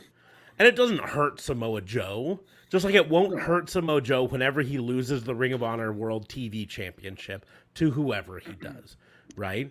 Yep. So I distinctly remember a Samoa Joe match on Dynamite next week going to be fire. I'm going to have to look to see what the Samoa Joe match is. Because, man, this tournament, when the tournament qualifiers so far have been freaking fire, but the people who have won, we got O'Reilly, we got Samoa Joe, we got Adam Cole, we got Keith Lee. Dude, every match on the actual tournament. So one of my I'm gonna use the word nitpicks on this is Daxter. Dax Harwood Dax was the one who won, I believe. Yeah. Anyways, one of my big pet peeves, nitpicks on this is these are all tournament qualifier matches. Why didn't they just make these another round of the tournament? Yeah, make it a 16-man tournament instead of an 8-man. Exactly. I agree with that. I mean, if unless they're doing the final 8 in one solid night. Yeah. Old school King of the Ring style. Yeah, unless they're doing that. Have all your matches that night. They might do that as one of the, instead of like Battle of the Belts, it's like the Owen Hart tournament thing. Well, yeah, or something. it would have to Won't be a 2 an to 3 hour, Yeah. thing for it. You can do it on a very special Dynamite. It doesn't have to be a pay-per-view. Yeah. It can be a very special Dynamite. It would be fairly packed, but you could do it. But my thing is, if you're going to have qualifying matches, just have them part of the tournament. You know what I mean? Just these are tournament there's matches. no actual rules of, okay, how are you a qualifier into determining if you're, Nope, it's just like, oh, you guys are going to fight, and it's a qualifier.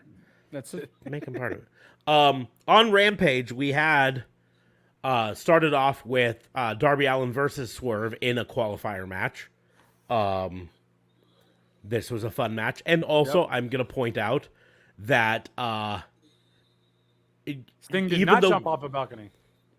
Well, Sting did not jump off a balcony, so he survived another day. Even though that we didn't get to see like the entrances because it started off with them already in the ring, you could tell the crowd was behind Swerve, which is really something when he's in the ring with Darby Allin, one of the other top babyface crowd pleasers, right? Mm-hmm. The fact that the crowd chanted for Swerve. If you watch the video of his entrances, they were saying Swerve's house. In that first interview with Swerve, back when he first showed up, and he said, "Whose house?" Swerve's house, and no one knew what to say at it. It felt like it fell flat. But every interview since then, when he goes, "Whose house?" The fans Swerve's house. You can hear the fans getting behind it. He is definitely over with the fans. So, and it ended with a distraction from the FTW champion Ricky Starks. Darby Allin got the win. Didn't exactly it wasn't like he got help from Ricky Starks. It was just kind of a distraction thing. But that's leading up to Swerve versus Ricky Starks down the road, which I'm here for. Mm-hmm. Jade Cargill and officially now named the Baddies, Red Velvet and Kiera Hogan. I do like one thing that they did. I know DFA was a little bit disheartened with the heel turn from Red Velvet because he's hoping for her to be the one to take the title off of Jade Cargill. But I like how they played it off that it was Willow Nightingale. It was the match between Red Velvet and Willow Nightingale, and the crowd was chanting for Willow Nightingale, and that's why Red Velvet chose to turn, because the crowd turned on her. Mm-hmm. They built that into the storyline. I really do like that. You also had Sky Blue and Trish Adora on the other side, and I always love Sky Blue, and Trish Adora is a great independent star who may eventually be signed to a full-time contract with AEW. Who knows? Or ROH. Or a Ring of Honor, yeah. But that was a good match all in all there. Keith Lee versus Colton Gunn. Keith Lee got to throw around one of the ass boys. That was fun. The hairy ass boy. The hairy ass boy, yes. Not the clean cut. Yeah, the less charismatic ass boy. Yes. Yeah. The one that doesn't put on quite the show. Yes. Austin, the show ass boy is a lot show of fun. ass But boy hairy is a ass lot of fun. boy Hairy got ass tossed boy. around. Yeah, it is. And then the main event. Oh my God! Please, Danhausen, watch this podcast and use hairy ass boy. I saw a meme online, and it was based off of that that scene in one of the episodes of Friends where they're trying to get Joey to say something, and they go one step at a time, and he says each of the parts of it, but then when it comes to the thing, he says it the way he always says it, And so it was like the gun club, the gun club, the ass boys, and because they replaced it with Danhausen on all this, and so and you also missed that technically. Danhausen and Hook, they were supposed to have a match. Well, they were supposed to have a confrontation, and they did have a confrontation in the ring. But looks like they're going to be tag teaming. Which is fine by me because yeah, I'm kind of down for that. That's kind of funny. Yep, It's like the I'm Odd all Couple. for it. I will fight you. Yes. Well, I like it because he called out. He's like, "Okay, no more of this. Send Hook." And Hook comes out and he's like, "Oh, this was actually a little easier when you were not in the ring." But then, yeah, there was challenge to Hook, and Danhausen offered his hand to Hook to shake, and Hook didn't do it and turned and left. Well, no, but still, someone came in to interfere, right? So someone came in. It's interference, and I'm trying to remember who it was. Yeah, me too. You do an incredible Danhausen impression. Send Hook. I can't do that one. Anyway, but there also was the segment backstage where Jericho Appreciation Society was beating up on Eddie Kingston and all that stuff. And this is the fireball segment that I was mentioning. They ended up setting off a fireball in Eddie Kingston's face, and he's on the ground rolling.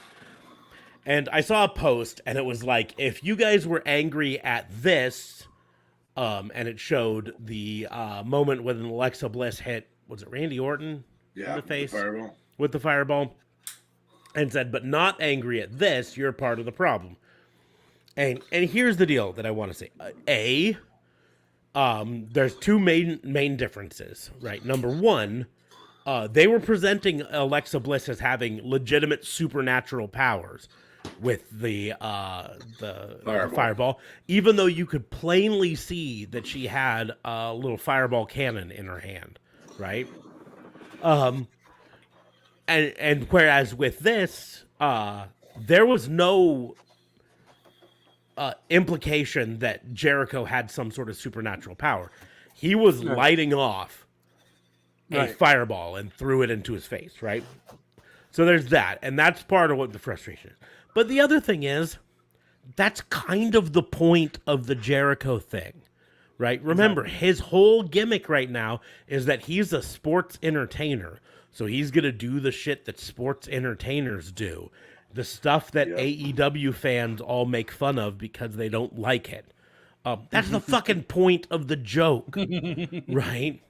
Exactly. We're supposed to be angry at it because it's sports entertainment shit. Right. That's the equivalent of saying, if you like Batman, but you don't like Iron Man, you're part of the problem. Yeah. Well, they're two different fucking stories, man. They're just sure the premise is billionaire turns into vigilante crime fighter. But in the end, I am going to give a controversial opinion right now. And that controversial opinion is this. If Jericho is a heel, and which he is, and doing this whole gimmick, he needs to stop coming out to Judas. He won't, though. He won't. No, he won't. He 100% won't. But he needs to. And the reason is... But it works into it, though. It does, but it's the same problem that Bobby Roode had when he was a heel coming out to Glorious. I want the fan. When you've got a ring entrance that is built so heavily on fan appreciation and singing along, you're always going to feel like the face going into the ring. When the crowd is singing along with your entrance, you are not the heel, at least at the start of the segment. So then now he has to fight uphill every segment he comes out to get that's 2.0 that does it for him, no problem. They do, but my point is, it would be way more successful if they didn't have to fight against this. There's I don't care if you're Michael Phelps and you can swim against the stream and you can still win the race swimming against the current, right? If you can find a way to cut that current off, not only will you still win the race, but you will win it better. You will be faster and more efficient at it. And that's seriously, how because it's nuclear. Because of his gimmick, though, it works because he thinks everyone should appreciate him. So I know, the fans I are understand. appreciating him and all But here's the thing: he thinks everyone should appreciate him, so he should have a ring entrance that is, frankly, they're missing a whole appreciate me gimmick with this right now. Instead of acknowledge me, it's appreciate me. And think about the nuclear go with heat. Italian Vito style music. Actually, started off with Judas. Do the Dolph Ziggler record scratch, and then go to like an Italian style Look Vito me in music. the inside. Appreciate me. Yep. That's the deal. Is think about the nuclear heat he will get the first time he comes out not to Judas. Yeah, or cuts off Judas. Cuts off Judas. Even I Just I about don't want the time the fans are going to say, "What have I become?" Yeah, At I don't that want moment- the record scratch because I always thought the record scratch sounded Okay. silly. But just have it cut off. Just have it cut off, and then you could go And then with his any new number one. of types of music. Yes, but Just fucking play Moby. Just Yeah, fucking doesn't matter. techno Moby. Play one of his bullshit. other Judas songs that are really yeah, I mean he could fucking literally choose almost any other song from his Ozzy album. song. Yeah. But I think the thing they're missing is playing off the acknowledge me to the appreciate me. Yeah. The heat that he will Appreciate get. me, and then switch songs. See, you guys Chicago. don't appreciate me. You don't know the Appreciate other me. songs. Yeah. If you really appreciated me, you would know this B-side from my album 4 years ago. Just constantly switch it up to any other song other than Judas from Fozzy. And that's like Any other self-promoting your song. shit, like no problem. Yeah, that would be kind of cool, actually. Here. I still don't mind it, but that would be kind of dope. You gonna Because play he's one? had shit. See if we can He's get in had trouble 10 albums. Really? Yeah. with Fozzy. Yeah. I mean, they released their first album in 2000, so it's been 22 years to have 10 albums. That's... You know. What are Kind some? of Let's slow, see. actually. Oh. It's like he's a pro wrestler on the side. I know. Who would have thunk it? I'm just trying to see if there's a single that could be a really great.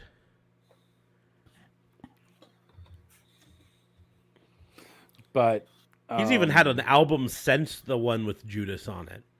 Oh yeah, for sure. I follow his Fozzy page, so like, yeah, he's had one. But I'm thinking Even two. I think there's an EP that was released then, and then there was the album that was released. But yeah, Yeah.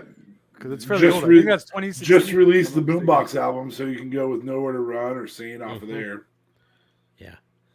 I like the idea of choosing one that's like a B-side from something Yeah. 4 or 5 years ago. So let's see. Let's choose 2012's Sin and Bones.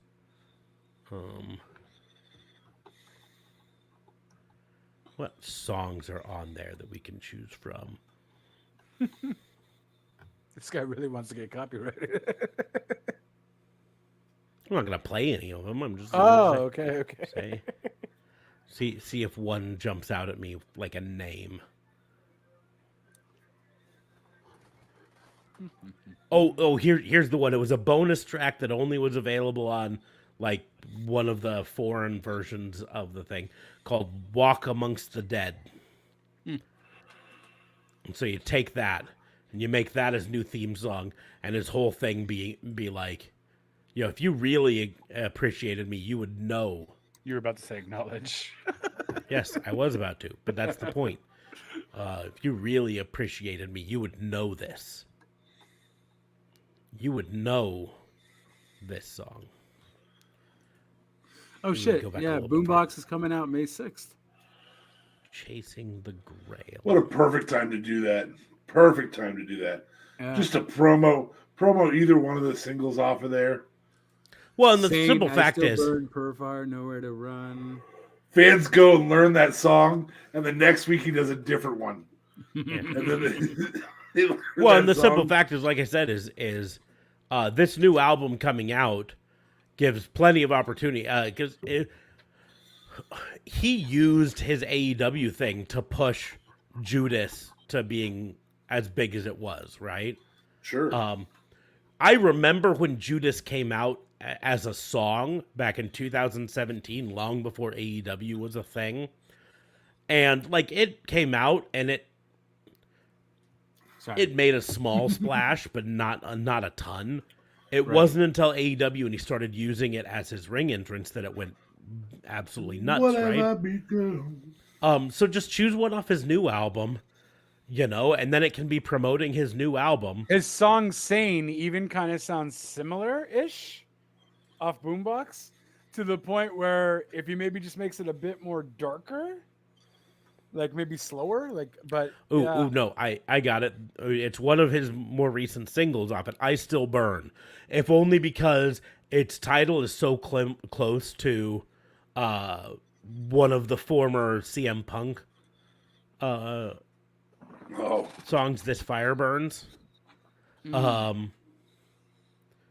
you do that. Anyways, that's my point. Is for this to ever really get full on heel heat, You want to get really heely. Tell people they don't appreciate you because they don't know your new song. Yeah. Or your really old song. Have him start coming out without any song, right? No song at all. And he says, I'm not going to start playing a song until you guys start singing it. Right? He just puts the title up on the screen and it can't be Judas. Yes. He puts the title up. Here's the song. It's I Still Burn. Now you need to sing it. Sing it for me now. Show me that you appreciate me.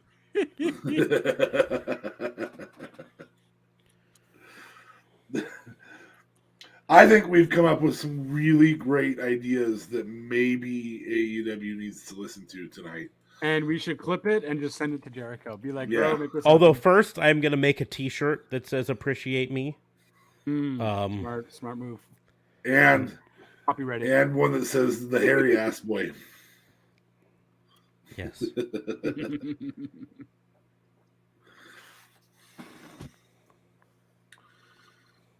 Anyways. But yeah, so AEW Rampage was still fun. I mean, a lot of fun there.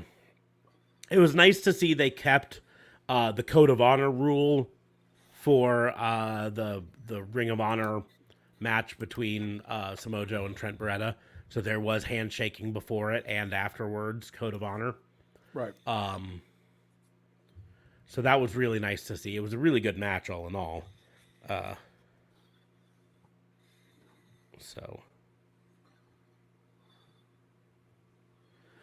But anywho's Judas in my mind. But otherwise, I mean, yeah, it was. He's certainly certainly appreciating Chris Jericho. Yeah, appreciate me. Song? Appreciate me, you stupid idiots. I'm trying to think. There was something else I wanted to talk about. I can't remember it right now.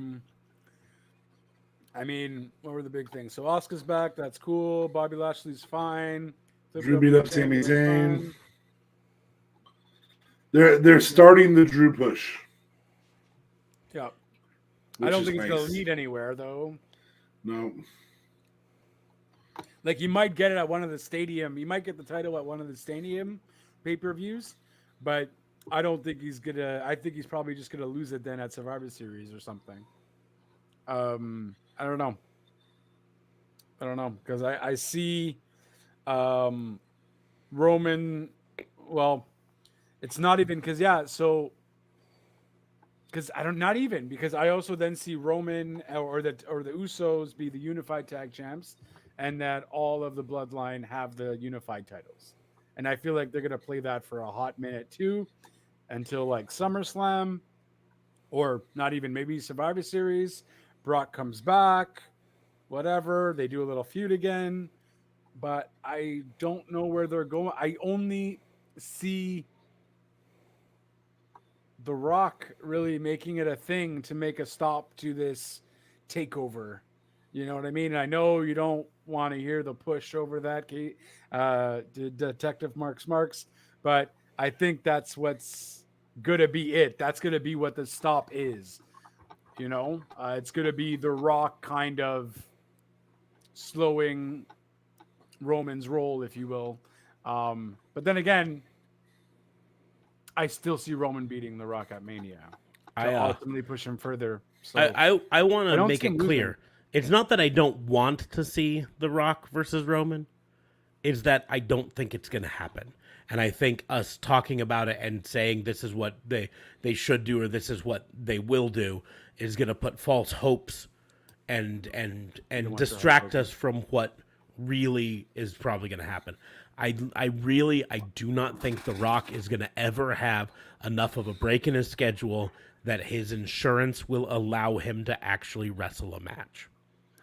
Especially based on him being the star of so many movies coming up, as well as the anchor of the next round of WB DC movies with the new Shazam Black Adam movie that he's starring.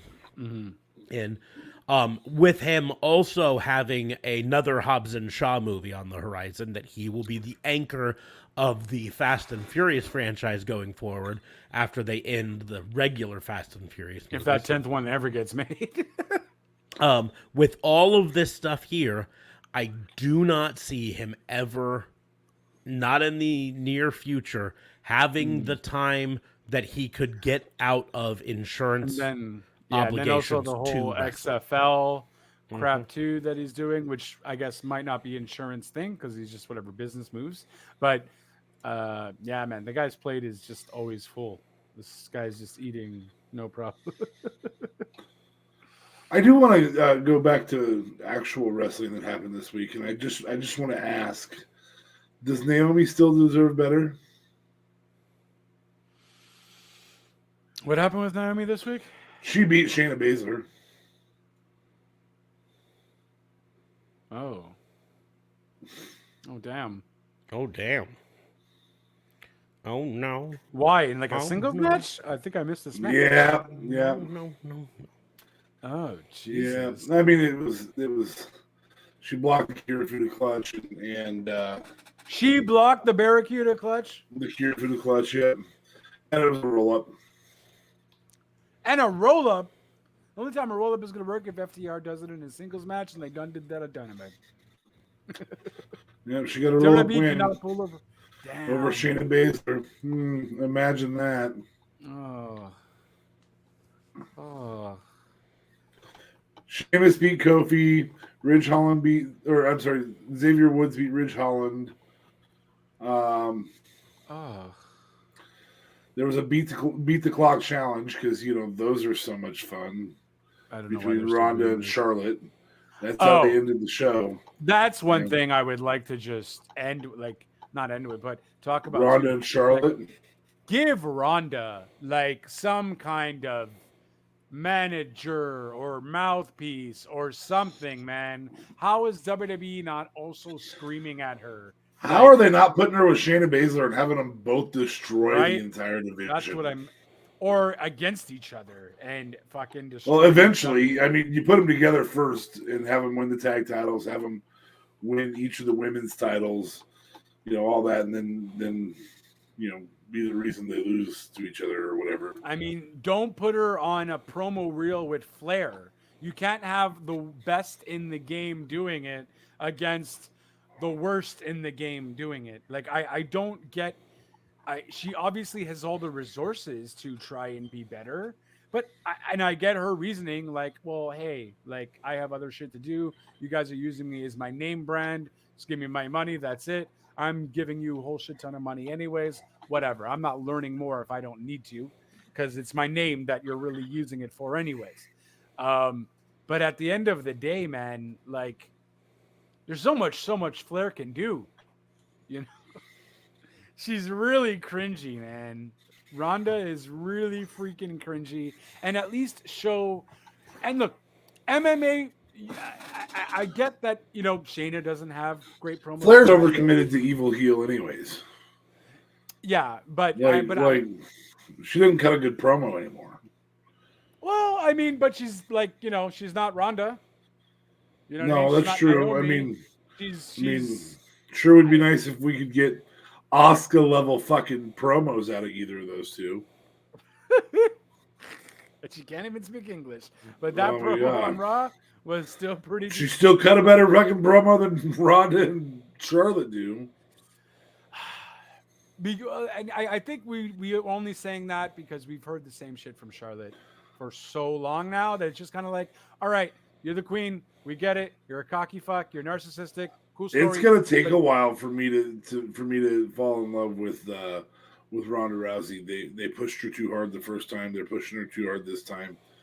This time they really give me Ronda tapping out to Shayna Baszler for the title. Yeah, you know, that's the only place to go with this. That'll redeem you with all the fans. Yeah, straight up. And I feel like the fans were asking, like literally. I know when she came out on Royal Rumble, I'm like, what if she went to face Shayna? People were excited, and they still are. But man, you literally put her in the worst fucking promo, worst fucking feud. I almost feel like her going against Becky might have been a tad bit better. I feel like that's next year's WrestleMania. Oh God. Oh man. Well, I mean, I would enjoy that more, but this Charlotte Ronda shit, I don't give two. At least Becky could get a fucking promo, like. Yeah, I mean, yeah, or maybe even Asuka, and well, they're both faces, but like I don't know, Asuka and Ronda. Just don't give me Flair. It's give me the same old shit. Yeah. And give me a fucking heel Rousey, for fuck's sake. Right? She can't, bro. Quit doing she even the sucks same. as a face. Because Quit she doing the acts like same shit that you did with Roman. She would actually be better as a heel as she is now, because she acts. Then she doesn't like have to talk. Shit.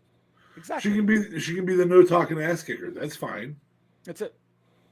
Have a smarmy smile instead of a happy that the fans are happy to see me smile. Put more freaking eyeliner, because apparently you can't have that mean mug anymore.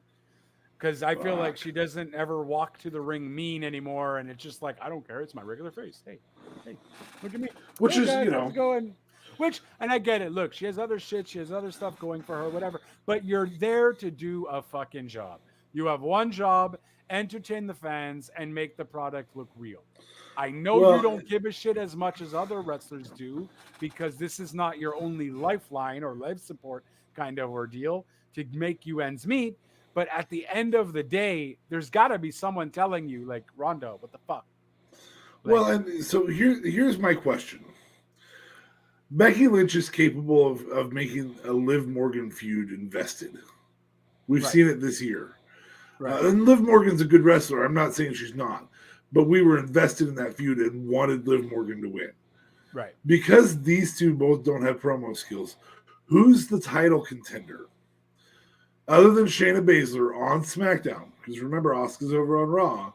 Right. On SmackDown, who do they create as a title contender? Or do we just nonstop have these two fucking bitching at each other? Because I don't see Naomi as a title contender. They're shitting on fucking Shayna Baszler right now, so that's not a title contender. It's not of her own doing. She puts on great matches. Right. Natty, I suppose she's had the title before. Yeah, she couldn't cut she's better kind of as a heel, but she still has no charisma too. She's just as bad as Ronda, but Ronda is still worse. I mean, now you have to give Sonya Deville a series of wins and put her back in as a just standard wrestler. To get somebody to get the one person who can cut a promo well enough on SmackDown. Right. Now, yes, Sasha Banks is there, but they don't have her in that title hunt. Right. And probably, I mean, is 3 enough? Is 3 enough to carry a year over and over and over and over again? Bayley will be coming back. When? She apparently was supposed to be ready by like someday. Royal Rumble. Someday. Fuck. I don't know. She'll be coming back though, eventually. Eventually. Ding dong. I mean, we definitely do need her, and we miss her. We got Asuka back. That took quite a while. We got Asuka back, so that's great. And immediately boost everything over on Raw. Mm-hmm. And again, this is Asuka Becky. Give me this is an argument in favor of moving the title more, so you can have these wrestlers feature well. Because at the end of the day, there's not enough women's wrestlers in WWE to carry 2 titles and leave them on the same person for fucking ever. You're devaluing your women by not changing that title around every now and then.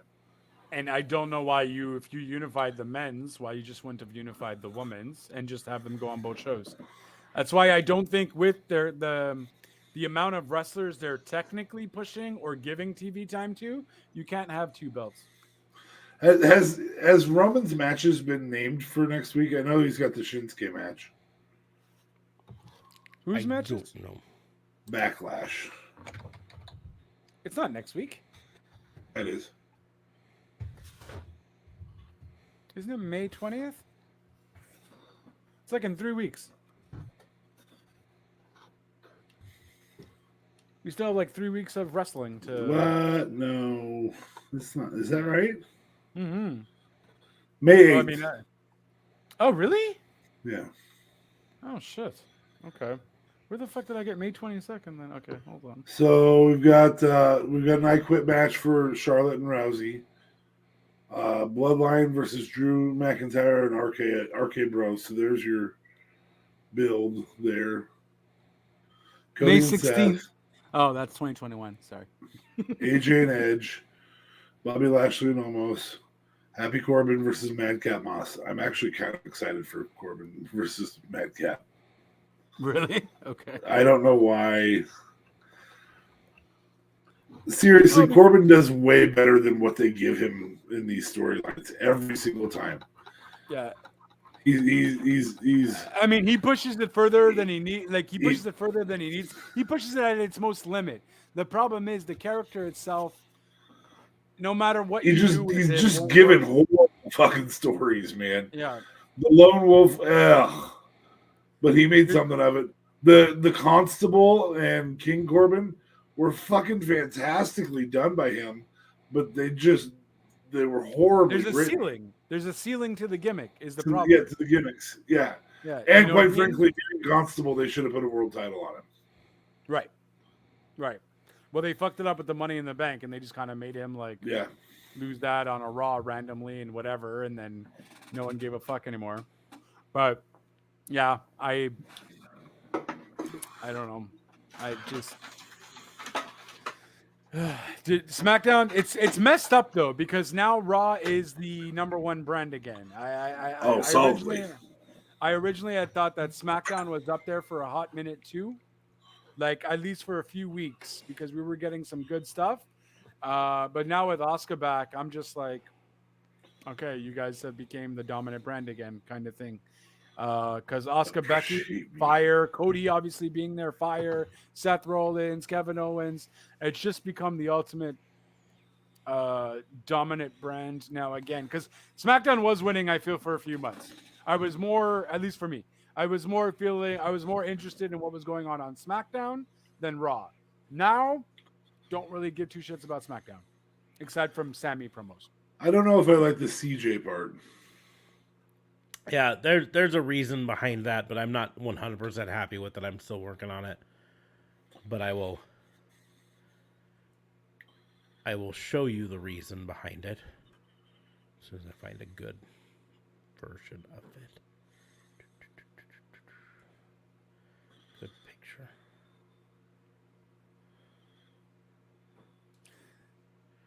Am I supposed to understand the CJ part?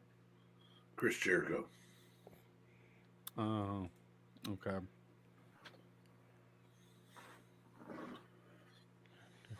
I feel like that's a pretty shitty C and a J.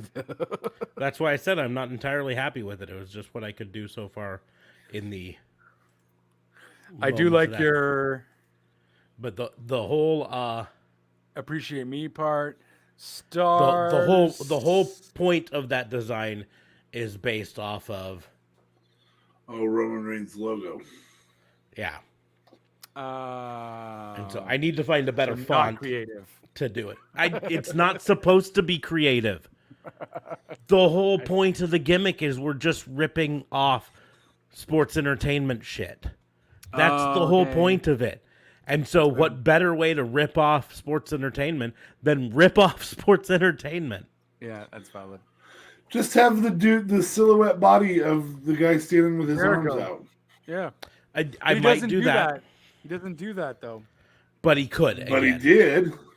He has. Yeah, he could again. He did it when he was a sports entertainer. So It's valid. So that I just couldn't do that in 30 seconds on my phone. Yeah, it can't be exact, but it's not hard to have a guy stand out and make a silhouette of a guy holding his arms out. Not in 30 seconds. But if that's your plan, is to do that, that's gold. That's fire. I definitely buy it. Yeah. Appreciate me. Appreciate arms me. out. That'd be fantastic. I would wear that to a show, saying I'm on.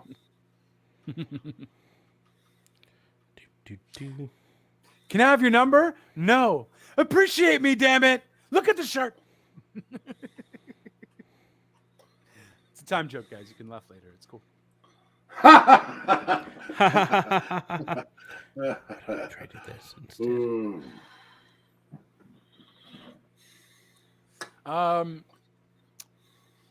But yeah, I guess aside from that, I'm kind of happy that Bret Hart doesn't have a legit deal. We kind of already talked about that, but I did hear reports, or maybe it wasn't reports, maybe it was something announced, but that Mick Foley was going to be with FTR.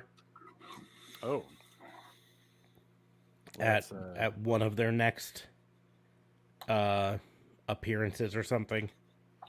Okay. By the way, Mick Foley, Mankind, is going to be doing a comedy show here in Montreal. $75 for VIP tickets. Is that meet and greets? Meet him. Yeah, meet and greet. Oh, dude. Take a picture. Do it. Yeah, I was asking my guys that I'm cheating you guys on with. They want to go. They're super down. So I think 75 is definitely worth it. But you have to wear your Vignette shirt. I'm thinking about actually getting the signed T-shirt there. That's cool. Yeah. Are there going to be more than one person to sign it? Or is it just I'll just get him to sign the fucking just sign anywhere you want. Just sign the whole fucking down the fucking line. I don't know yet. I'm still deciding how I want to do it. I'm not sure. I think I have a few Mankind Blu-ray DVDs too or something. But I was thinking of maybe doing the shirt idea. Because that's kind of cool. I say you get a Vignettes one and then sign my face. No, here. On this. That's fair. That'd be funny. Sign my face. No, not my face, bro. What do you mean? This is gold. Here. It's right here. Right here.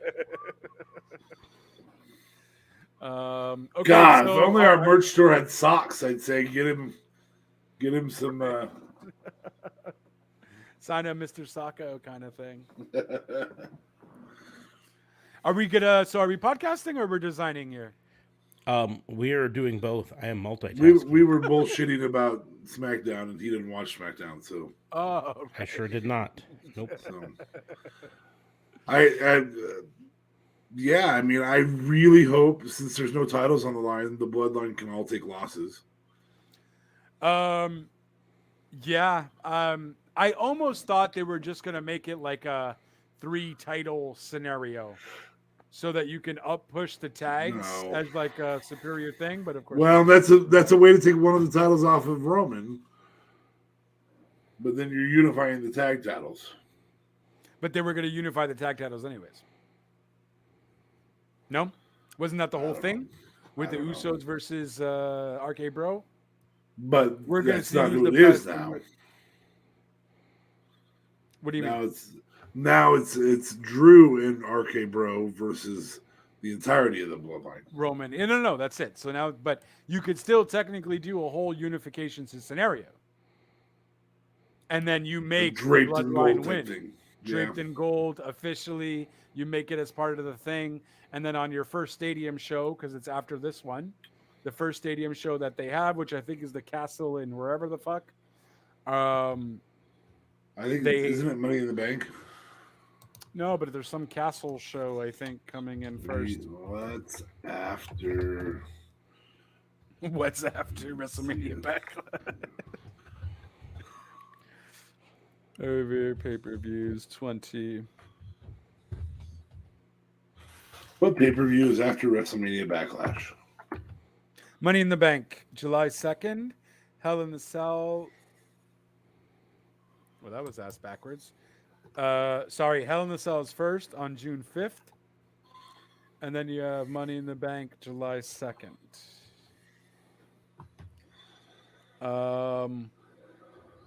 So Jan 29, February, April, Sunday, June 5th. Yeah, so you have Hell in the Cell, Money in the Bank, and then SummerSlam.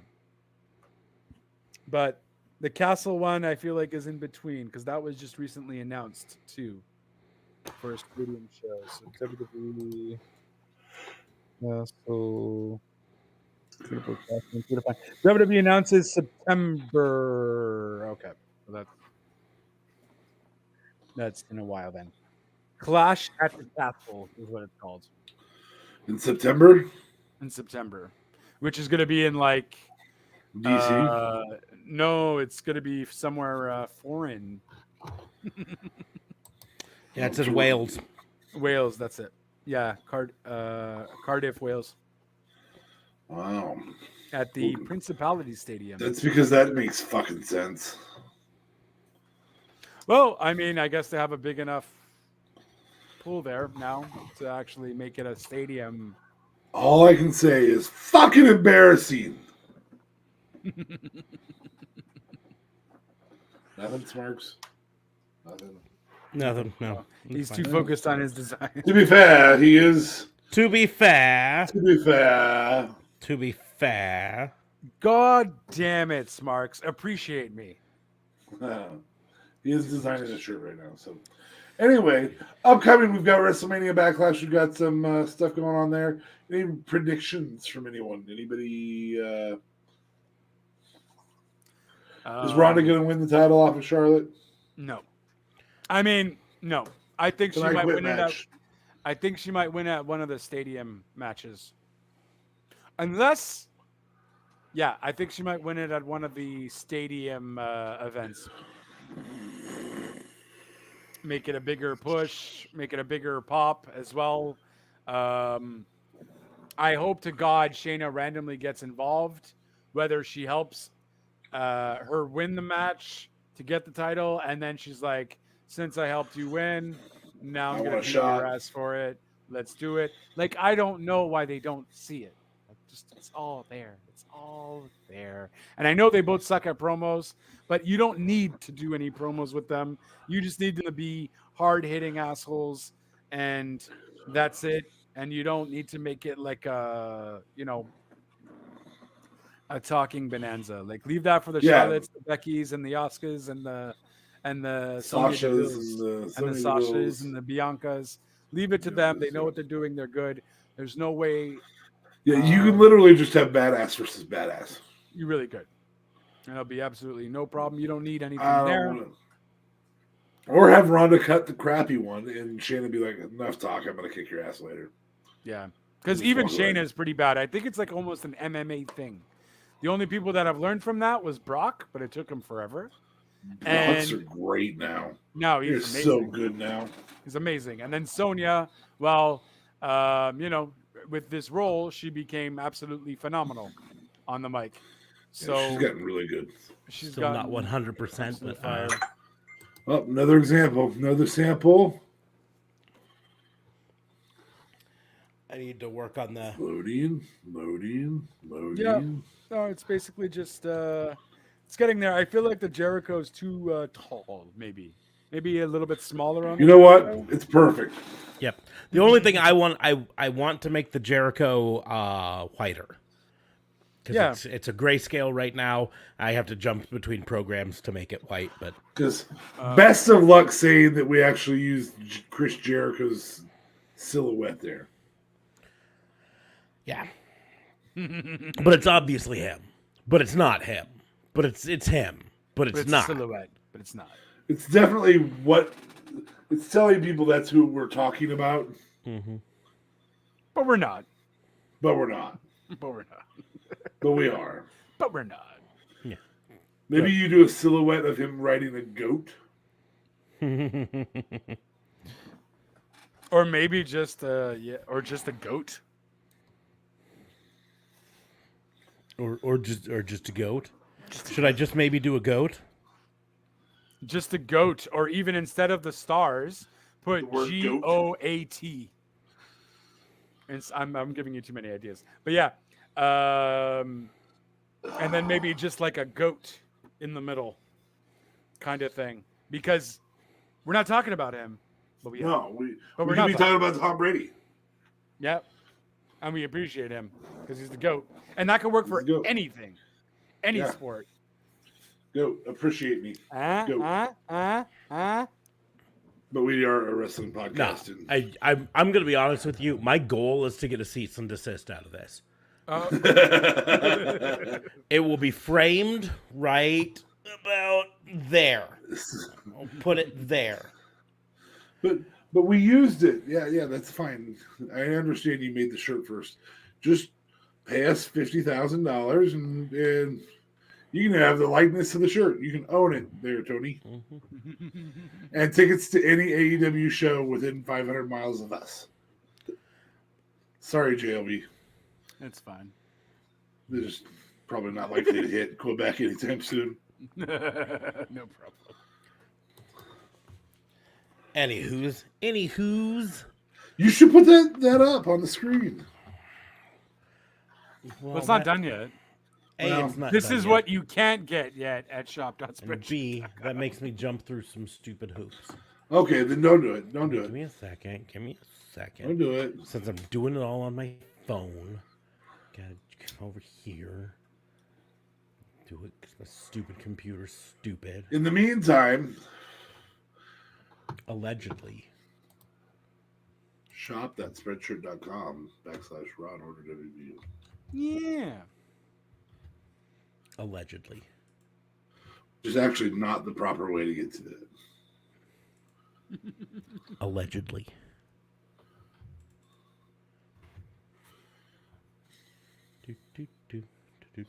What if I do this? Select.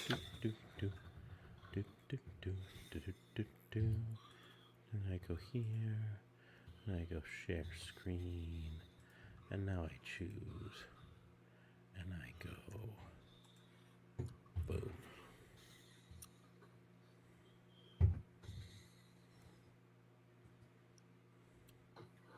There. You happy? I jumped through hoops. I did the hoop thing for you. Oh, the hoop to that is a good looking potential t-shirt. And I'm thinking just for simplicity's sake, I only allow it to go on a black shirt. Right. Yeah, that works. Just do the Henry Ford thing. You can have any color you want as long as it's black.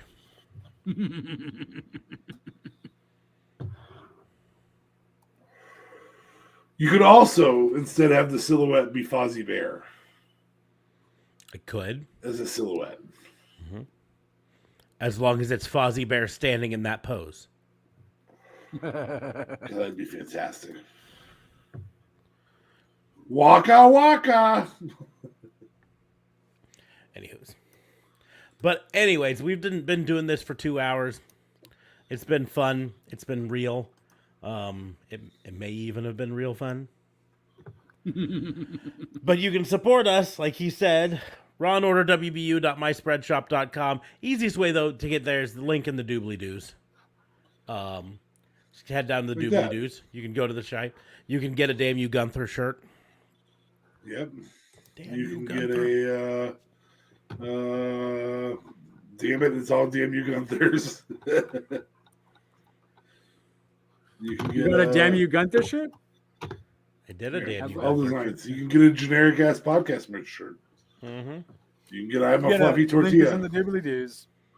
You can get a shirt that says "Those Who Can't Wrestle Podcast." That's us. Like you're wearing it. Like this one right here. Oh, how happy for you to notice.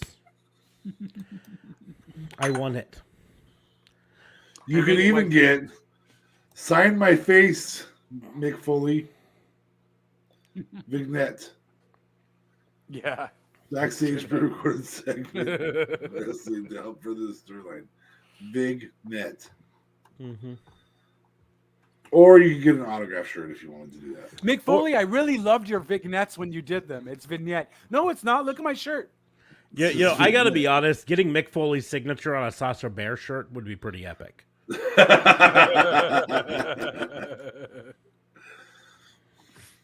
On a Sasha Bear shirt. And the original 6. Mm-hmm. Mm-hmm. Who the fuck is this shirt? Who the fuck is this? And then you put Mick Foley signs it right beneath. Mick Foley. That'd be fantastic. Mm-hmm. Or I don't know. Do you think Mick Foley would sign a Fuck Vince shirt? I feel like he would sign whatever shirt you put in front of him.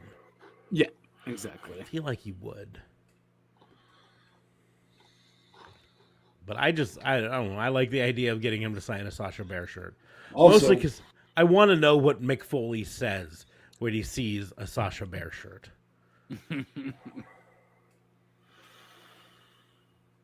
Yeah. Also, very fun to have a worst pay-per-view of the year shirt for next Saturday. Or next Sunday. It's a good idea. Because you're very likely to be right on that one. Yes. Backlash is consistently the worst pay-per-view of the year. So I'm going to stop sharing, and now we can do the rest of our stuff. Anyways, yeah, we're going to go ahead and wrap things up for the wrestling booking unit for this week. We went off on weird tangents, and it's time to go. And I'm tired. Yeah. And you have ADD. I mean, what? What? This is news to me. So that is it, everything. Folks. I kind of like JLB's all-white version. That's what I was trying to do. To I just was limited by the app on my phone, so JLB hopped in there and Just went in Photoshop 2 seconds. Just did it for me. Like I say, app on my phone. What can I say? Mm-hmm. That's it. Well done. You've done a really great job of not talking in the last 30 minutes. Well, you designed a shirt. As I designed a shirt, which didn't have the proper silhouette that you wanted.